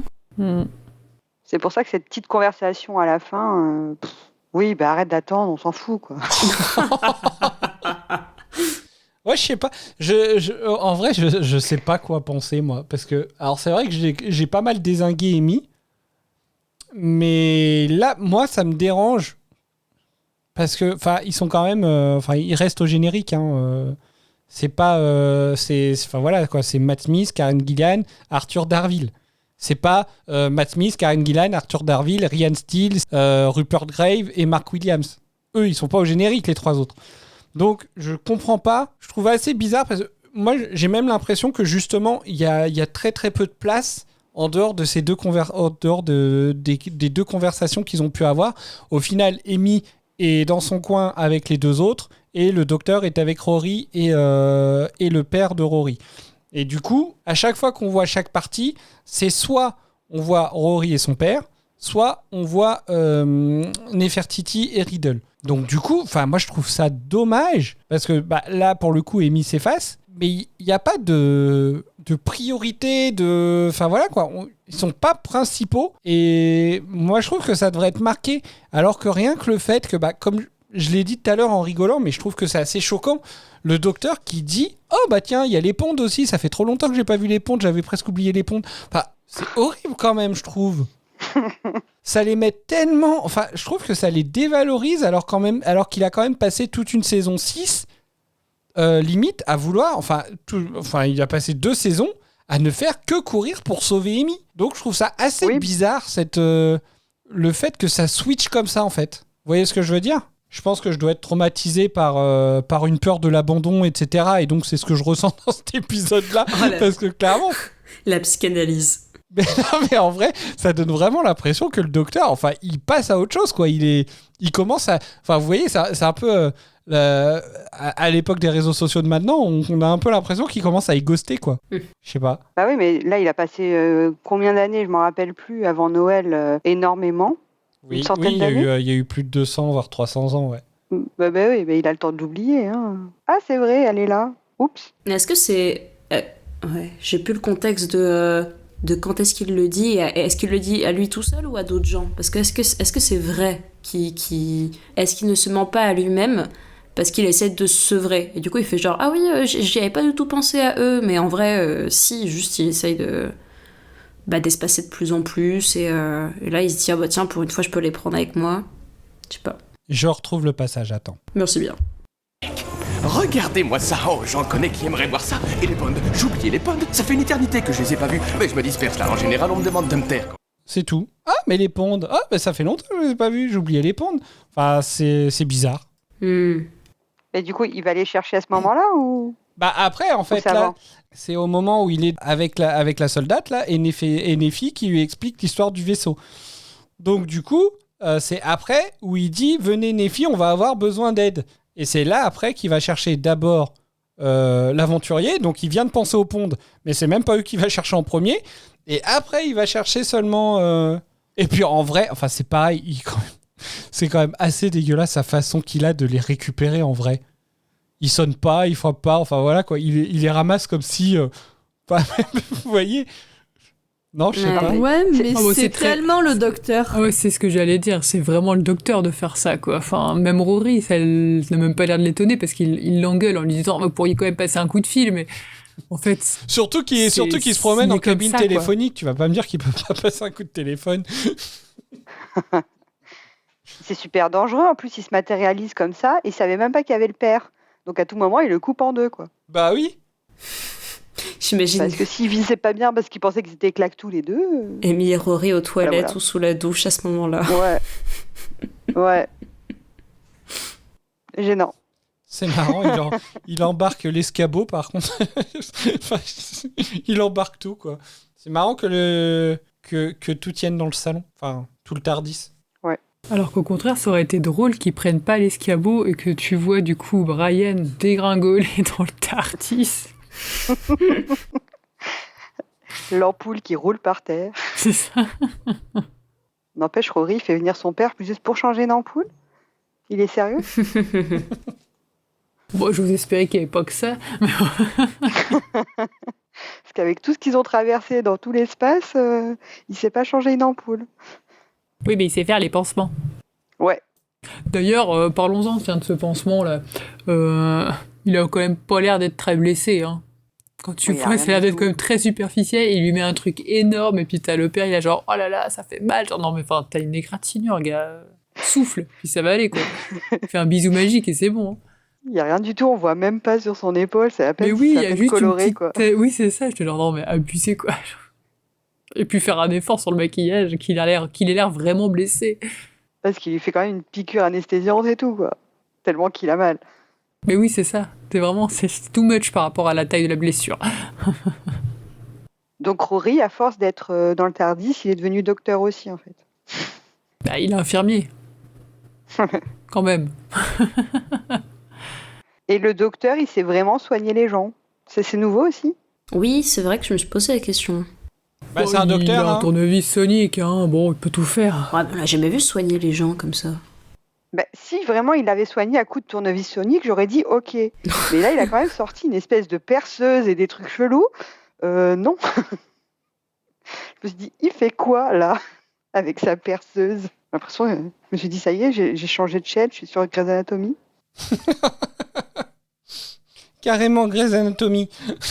Ah bah oui, il était là avec sa perceuse en train de lui percer le tibia. Ah bon, dans Grey's Anatomy, ils font carrément des ateliers bricolage comme ça? Oui. Horrible. Est-ce qu'il y a d'autres sujets sur lesquels vous vouliez revenir? Les dinosaures sont moches. Oh, mais quel désagréable. Que le docteur, il aime bien embrasser tout le monde. Oh! Ah bah si, du coup, j'ai une anecdote. Oh, si tu nous la voles. Bon, bah alors j'ai pas Attention. d'anecdote. Attends, j'ai pas dit ta sentence. Hein. Bon bah tant pis, je dis rien. Ah non, mais on veut savoir maintenant, nous. Bah vous le saurez dans les anecdotes. Ah ou sinon, dites-la maintenant. Mais vas-y, dis-la ton anecdote. Comme Oh ça, là on là. saura si c'est la même. Je suis sûr que tu l'as pas, de toute façon. Je suis sûr. En off, parce que j'explique du coup. En off, j'ai juste dit que je n'avais pas d'anecdote sur cet épisode. Et effectivement, là, le fait que Stella parle de ça, ça m'a fait popper une anecdote. De ce que j'en sais, le passage où le docteur embrasse Rory parce qu'il a eu une bonne idée, et ben en fait, c'était pas prévu. Ça m'étonne pas. En fait, Matt Smith s'est mis à embrasser Arthur Darville sans que Arthur Darville soit au courant. C'est pour ça qu'en fait, il fait cette tête après, parce qu'il s'y attendait pas du tout. Voilà. Alors, j'avais vu cette anecdote, mais j'ai décidé de pas la mettre. Parce que tu savais que je me j'allais suis dit, le dire. niveau consentement, pas ouf. Bah oui. Donc, je me suis dit, je ne vais pas en faire la promotion de cette anecdote. Bah, en vrai, mais au contraire, du coup, parce que effectivement, là, quand on le raconte maintenant, effectivement, en termes de consentement, pas ouf, mais justement, c'est bien de le dire. Oui, bon, c'est clair. Après, c'est sûr que au niveau réaction, elle était sincère, hein, mais tu te dis, quand même, c'est... Ah bah oui, bah ça, après, oui, je suis un d'accord. mauvais point pour Matt Smith, quand même. Il y a eu un dégoût sur la tête de Rory, quand même. Ouais. Ça, c'était drôle, mais maintenant que j'apprends que c'est... En plus, c'était pas... Ouais. Nul. Bouh. Bouh l'épisode. Il aurait pu lui en coller une, limite. Bah, sa femme, elle faisait moins la difficile, hein. Ouais, donc il a vraiment embrassé tout le monde, hein, ça y est. Hein. C'est un bisouilleur, quoi. Voilà. Bon. Quand il sait pas comment résoudre un truc, il fait un bisou. Docteur bisouilleur. Alors, vos éléments marquants sur cet épisode, Stella. Alors, moi, je vais prendre la petite chevauchée en Triceratops. Parce que, comment on démarre un Triceratops? J'ai bien aimé, ça m'a bien fait marrer, voilà. Oui, c'est vrai, elle est drôle. Et il demande à Rory quand même, comme s'il avait le permis Triceratops, quoi. C'est vrai. Et par contre, sur ce passage-là, je crois que c'est le père, c'est Brian qui court le premier vers... Même Rory, il était pas prêt à y aller. Hein. C'est Brian qui court le premier pour rejoindre le docteur sur le Triceratops, il me semble. Il était à fond dans c'est le dernier à monter. Il était à fond dans le game. C'est le dernier à monter ? Oui. Bah je sais plus alors. Tout derrière. Du coup ça se trouve je dis une grosse connerie. Il me semble que c'est le dernier, ouais. Je vérifie alors. Ah ouais, la confiance. C'est pas parce que c'est le premier à y courir que c'est le premier à y arriver. Oui, il l'a peut-être doublé. Bah oui. Sous-entend qu'il court doucement. Ah ouais, si c'est quand même Brian qui démarre le premier. Voilà. Je suis pas fou. Bon, après c'est peut-être un faux raccord le fait que après il part quasiment en même temps Rory mais vraiment le premier pas c'est Brian. Eden. Eh bien moi, ma scène marquante, c'est la scène un peu de fin, c'est quand Rory et Brian y conduisent le vaisseau. J'ai trouvé ça tellement chouette. Ça m'a fait un peu penser à plein de choses du coup. Déjà le dernier épisode de Tenante où c'est Wilfried qui pilote un vaisseau spatial. Enfin qui tire avec les lasers du vaisseau. Et puis ça m'a fait penser aux Avengers du coup. Voilà. À Avengers Infinity War quand c'est Spider-Man et puis Iron Man qui pilote un vaisseau. Rose. Eh ben, j'en avais pas avant il y a 5 minutes. Et si je veux pas être désagréable et en trouver une quand même, je dirais... La mort du dinosaure. Non, je cherchais un truc par rapport à Rory, parce que c'est toujours mon petit rayon de soleil. Je pense, du coup, quand il agit en tant qu'infirmier avec son père qui le soigne, parce que je trouve qu'on le voit pas si souvent que ça depuis la première saison où il est apparu, la saison 5, on le voit pas beaucoup soigner et tout, et j'aime bien ce côté-là de lui, le fait qu'il c'est un personnage qui soigne. Voilà, du coup j'ai bien aimé. Adèle. Moi c'est la toute dernière scène. Vraiment, c'est une scène que j'adore quand Brian boit son café avec son petit encas en regardant la terre. Vraiment, je trouve cette scène incroyable. Elle me touche énormément parce que je trouve que ça demande d'une simplicité, enfin juste de dire ok, avant de partir, est-ce que je peux juste regarder la terre depuis l'univers. Je trouve ça trop beau en fait quoi. C'est vrai. Et puis après, de le voir voyager partout, je trouve ça hyper marrant parce que tu sens du coup que son aventure aura vraiment un impact sur sa vie future. Il va pas juste retourner à sa vie normale et banale, quoi. Et vraiment, cette scène où tu le vois, et je la trouve très très bien filmée en plus parce que la scène, elle est filmée du dessus et tu le vois avec les pieds qui sont dans les... Oui, comme s'il était au bord d'une piscine. Je trouve ça vraiment, cette scène, je l'adore, quoi. C'est vrai.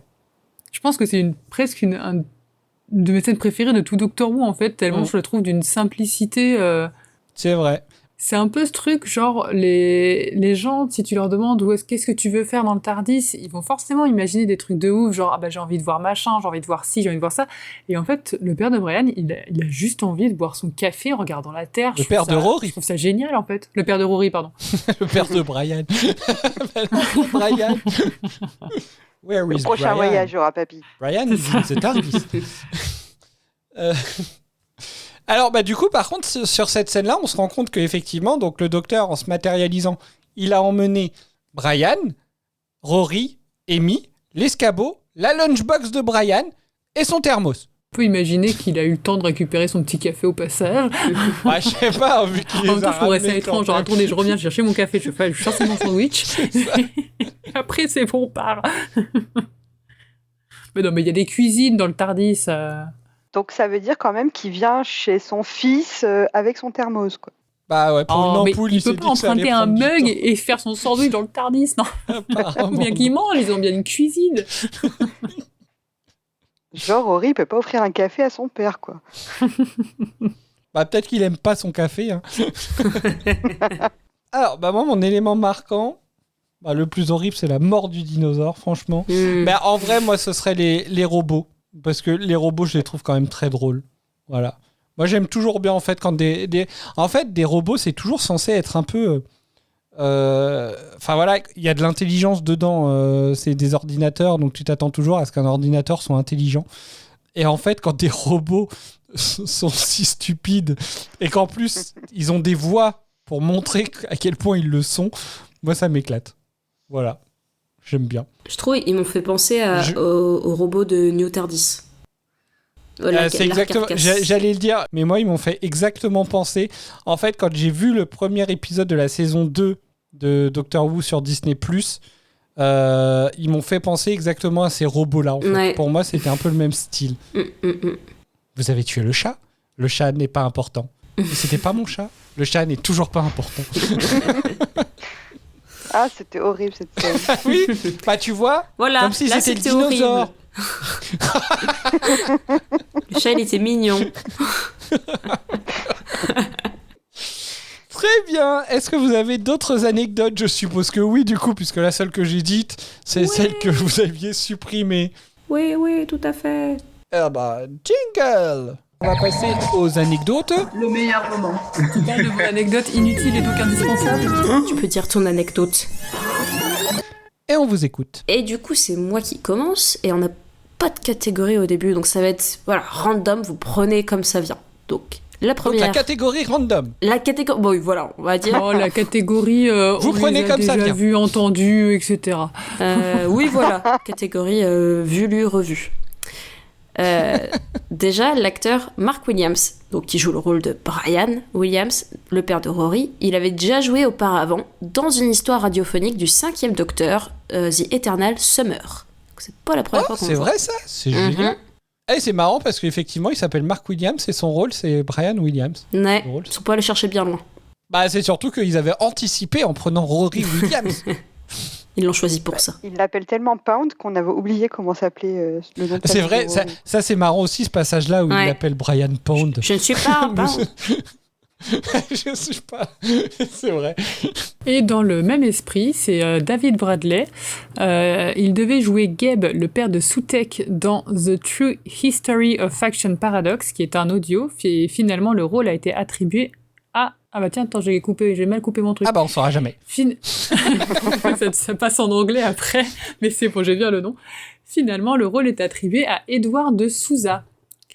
Et avant ça, David Bradley a prêté sa voix pour jouer comment on prononce ça ? Sean Chess dans l'épisode Death of the Doctor dans The Sarah Jane Adventure. Ah, c'est marrant. Mais oui. C'est fou ça. Comme ils étaient déjà proches de Doctor Who. Et le personnage de Solomon, du coup joué par David Bradley, il a été écrit... Louis la brocante de l'espace. Oui, voilà, Louis la brocante de l'espace.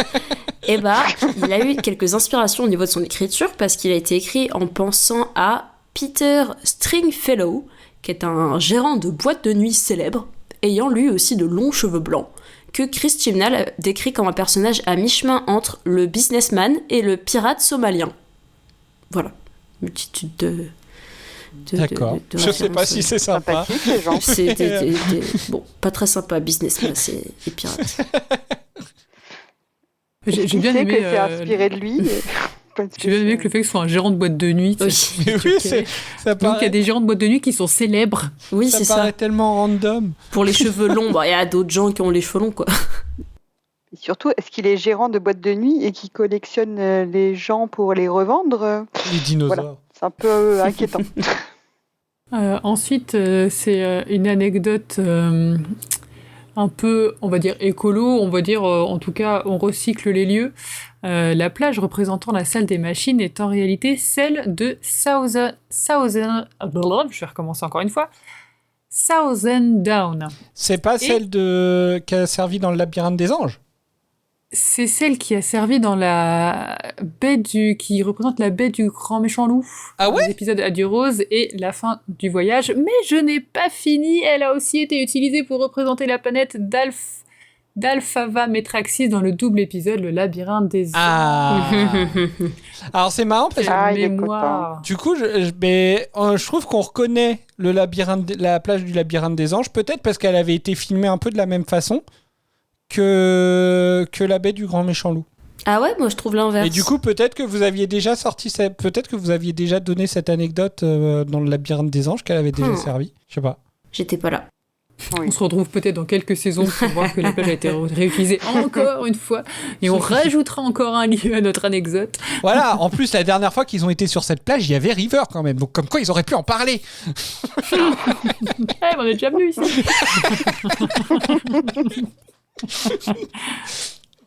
Et je n'ai pas fini mon anecdote. Tournée sur cette plage a été interrompue par la pluie. Malheureusement, nous ignorons si cela a conduit à une épidémie de grippe. Et ça me rend extrêmement triste. Ça faisait longtemps qu'on n'avait pas une anecdote. Très important. Ensuite, on passe à la catégorie. On avait failli vous la spoiler. Enfin, plutôt, j'ai failli vous spoiler cette anecdote lors de l'épisode dernier. Et Adèle m'avait dit non, c'est pas là qu'il faut la dire, c'est après. Ah oui, c'est vrai. Alors, du coup, je vous la dis maintenant. Le décor du Parlement des Daleks, de l'épisode précédent, était le plus grand jamais construit pour la série. Et ça surpassait même l'arche silurienne de l'épisode présent des dinosaures dans l'espace. Le Parlement des Daleks était très très grand.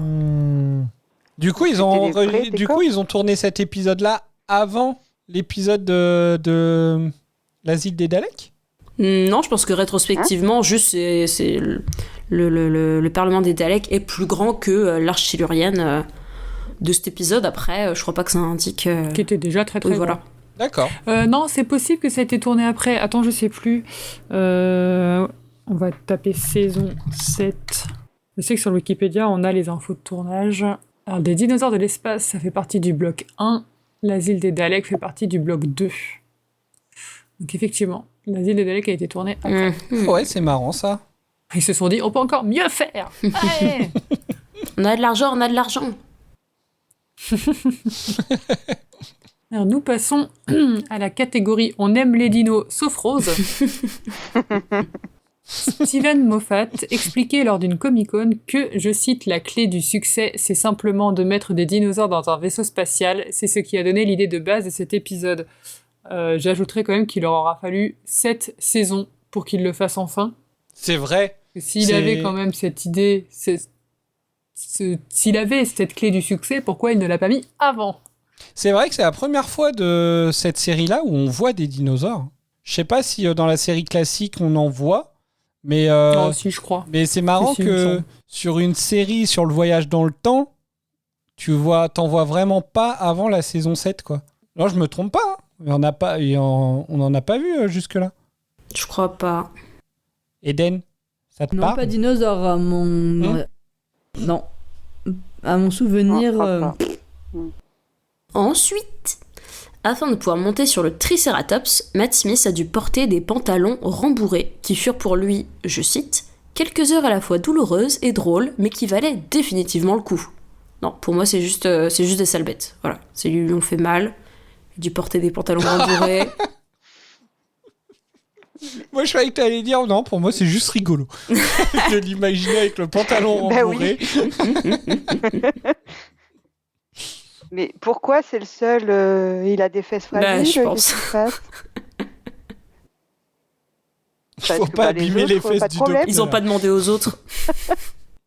Les autres, pas de problème, quoi. Alors ensuite, on va parler un peu des modèles 3D des Raptors qui sont les mêmes que ceux de la série. J'imagine qu'on prononce Primeval ou Primeval, je ne sais pas. Et c'est une série qui a également fourni les pistolets anesthésiants. Et ce qui est assez cocasse, c'est c'était des vrais pistolets anesthésiants. Ouais. Ce qui est assez cocasse, c'est que cette série, justement, avait été accusée de plagier Doctor Who à sa sortie en 2007. Ah, c'est marrant, ça. Ah, c'est un beau clin d'œil, ça. Oui, finalement, pas trop la rage. Et si vous voulez savoir, cette série, qui s'appelle en français Nick Cutter et les Portes du Temps, c'est une série britannique diffusée entre 2007 et 2011 où des créatures d'autres époques futures et passées apparaissent aux quatre coins de l'Angleterre. Entre plusieurs époques, des portes temporelles s'ouvrent d'un coup sans explication. Bon nombre d'animaux disparus depuis plusieurs millions d'années et non apparus aujourd'hui réapparaissent et sèment le trouble dans la ville.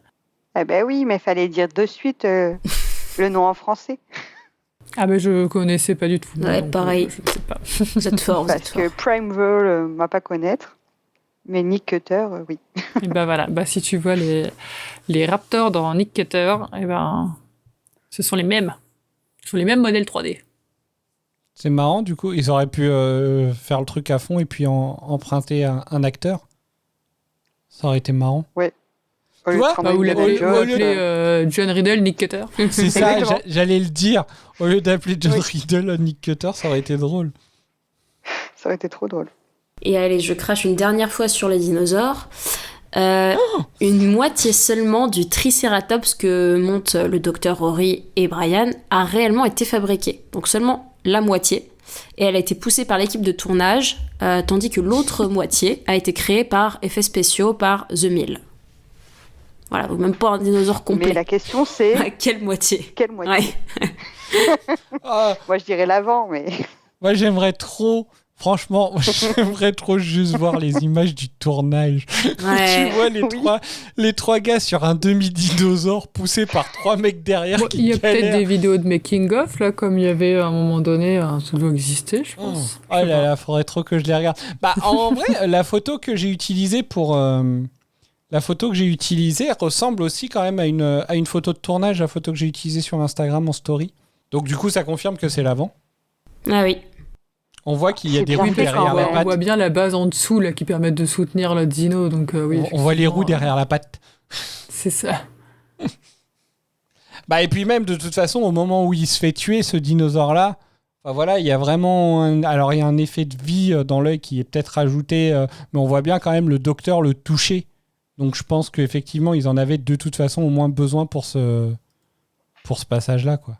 Et je trouve que Rose, elle abuse quand même. Mais ça va, ils sont bien faits.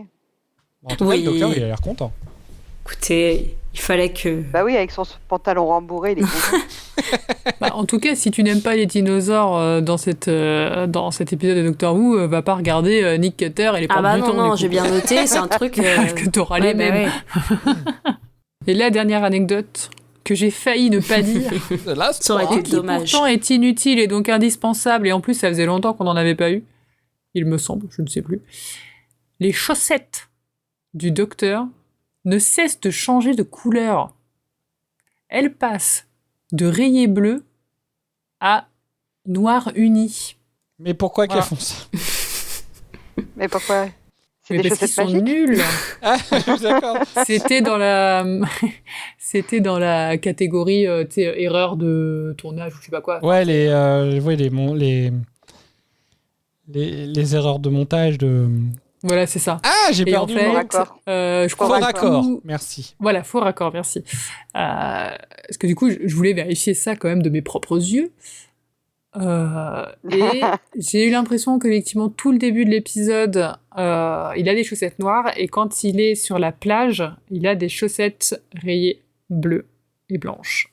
Voilà. Ah ouais, donc ça devait être un autre jour, parce que comme ils ont changé de lieu, sûrement, j'imagine, du coup, ça devait être un autre jour de tournage, et à ce moment-là, raté, il a pas mis les bonnes chaussettes.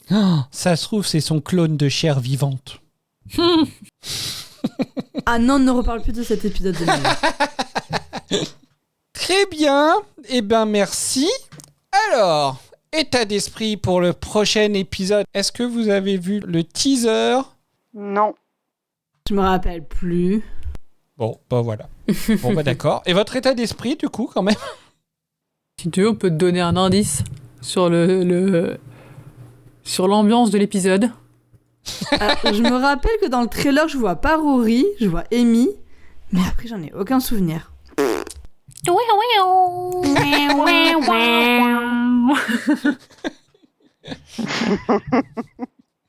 Je vois qu'on reste dans la même époque cinématographique.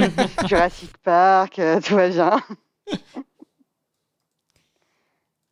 Vous m'avez tué. Donc, votre état d'esprit, alors, pour la suite. Stella ? Moi, j'ai pas vu le trailer parce que je le regarde jamais pour pas me spoiler. Alors, elles t'ont spoilé l'ambiance, quoi. Quelle honte. Non, mais ça va, elles ont pas dit grand-chose. De toute façon, c'est ce que je vais dire derrière, donc malheureusement, je spoil aussi, moi, un peu, du coup. C'est pas grave, t'inquiète. Moi, j'ai beaucoup aimé cet épisode, donc je sais déjà que je vais pas trop aimer le prochain, donc j'ai un peu peur. Ah bon, tu pars du principe que si t'aimes un épisode, le suivant sera nul. Enfin, ne sera pas à ton goût. Oui, deux très bien d'affilée quand même. C'est jamais arrivé pour toi ? T'as toujours eu l'impression qu'il n'y a jamais Si, c'est déjà arrivé, mais pas depuis Matt Smith. Quand même. Eden. Moi, on change pas une équipe qui gagne. Je suis toujours impatiente de voir les prochains épisodes, de savoir où ça va nous mener. Surtout que j'ai bien aimé ces 2 premiers épisodes de début de saison, donc j'espère qu'on va rester sur cette lancée. Donc hâte de voir tout ça. Très bien. Est-ce que vous avez des choses à ajouter sur ce qui n'aurait pas été dit durant cet épisode? Qu'ils le disent maintenant ou se taisent à jamais. Adèle, Rose. Vive les dinosaures, n'en déplaise à Rose. Les dinosaures. Vive Rory. Je croyais que tu allais dire boule les dinosaures, n'en déplaise à Adèle. Et Brian, cœur avec les doigts. Voilà. C'est un peu le père parfait pour Rory. Enfin, l'acteur, je trouve l'alchimie est incroyable, c'est trop bien. Je trouve que ils correspondent bien à tel père, tel fils, en fait. Ils sont pareils. Tu sais, ils sont différents dans leur... dans ce qu'ils aiment, dans la vie, tout ça, machin, ou dans leur vision un peu de la vie, mais en vrai, au niveau de la personnalité, ils sont pareils, quoi. C'est vraiment crédible. Je trouve que leur relation est très bien écrite. C'est vraiment crédible, père-fils, entre deux. Ouais, ça match bien. C'est la fin de cet épisode de Retardis Expérience. Alors, Stella, cette première participation. C'était bien sympa. Ça va, on t'a pas traumatisé d'être là avec vous. Non, pas trop. Bon, ça va. Avec plaisir. Merci en tout cas d'avoir été avec nous. C'était un vrai plaisir de t'avoir dans l'émission. Et on se retrouve du coup très bientôt pour parler d'un épisode qui va envoyer le docteur dans une petite ville de l'Ouest américain. Oui, petite ambiance western au programme. Ça y est, ça me revient le trailer. Ça venait du cœur. Ça m'a fait peur.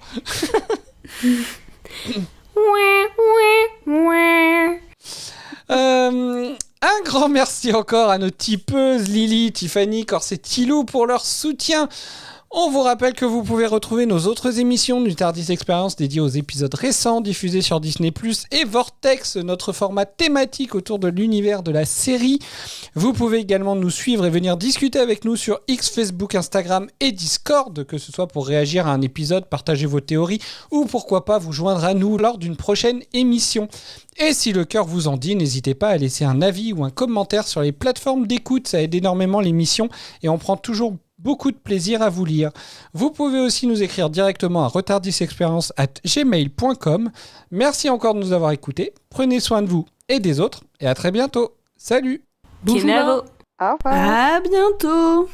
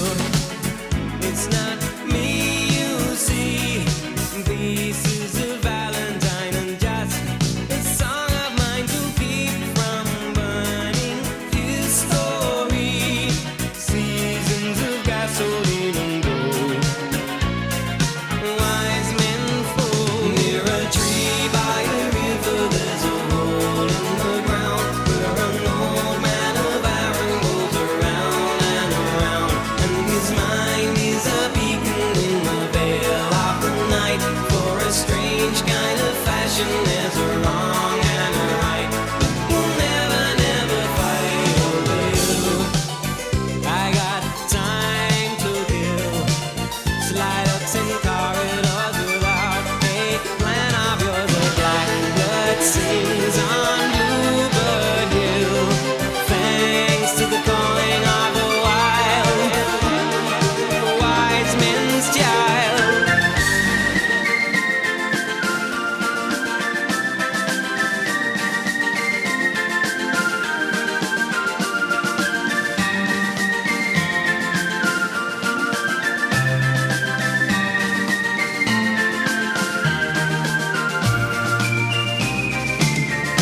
Near a tree by a river, there's a hole in the ground where an old man of iron goes around and around, and his mind is a beacon in the veil of the night. For a strange kind of fashion, there's a wrong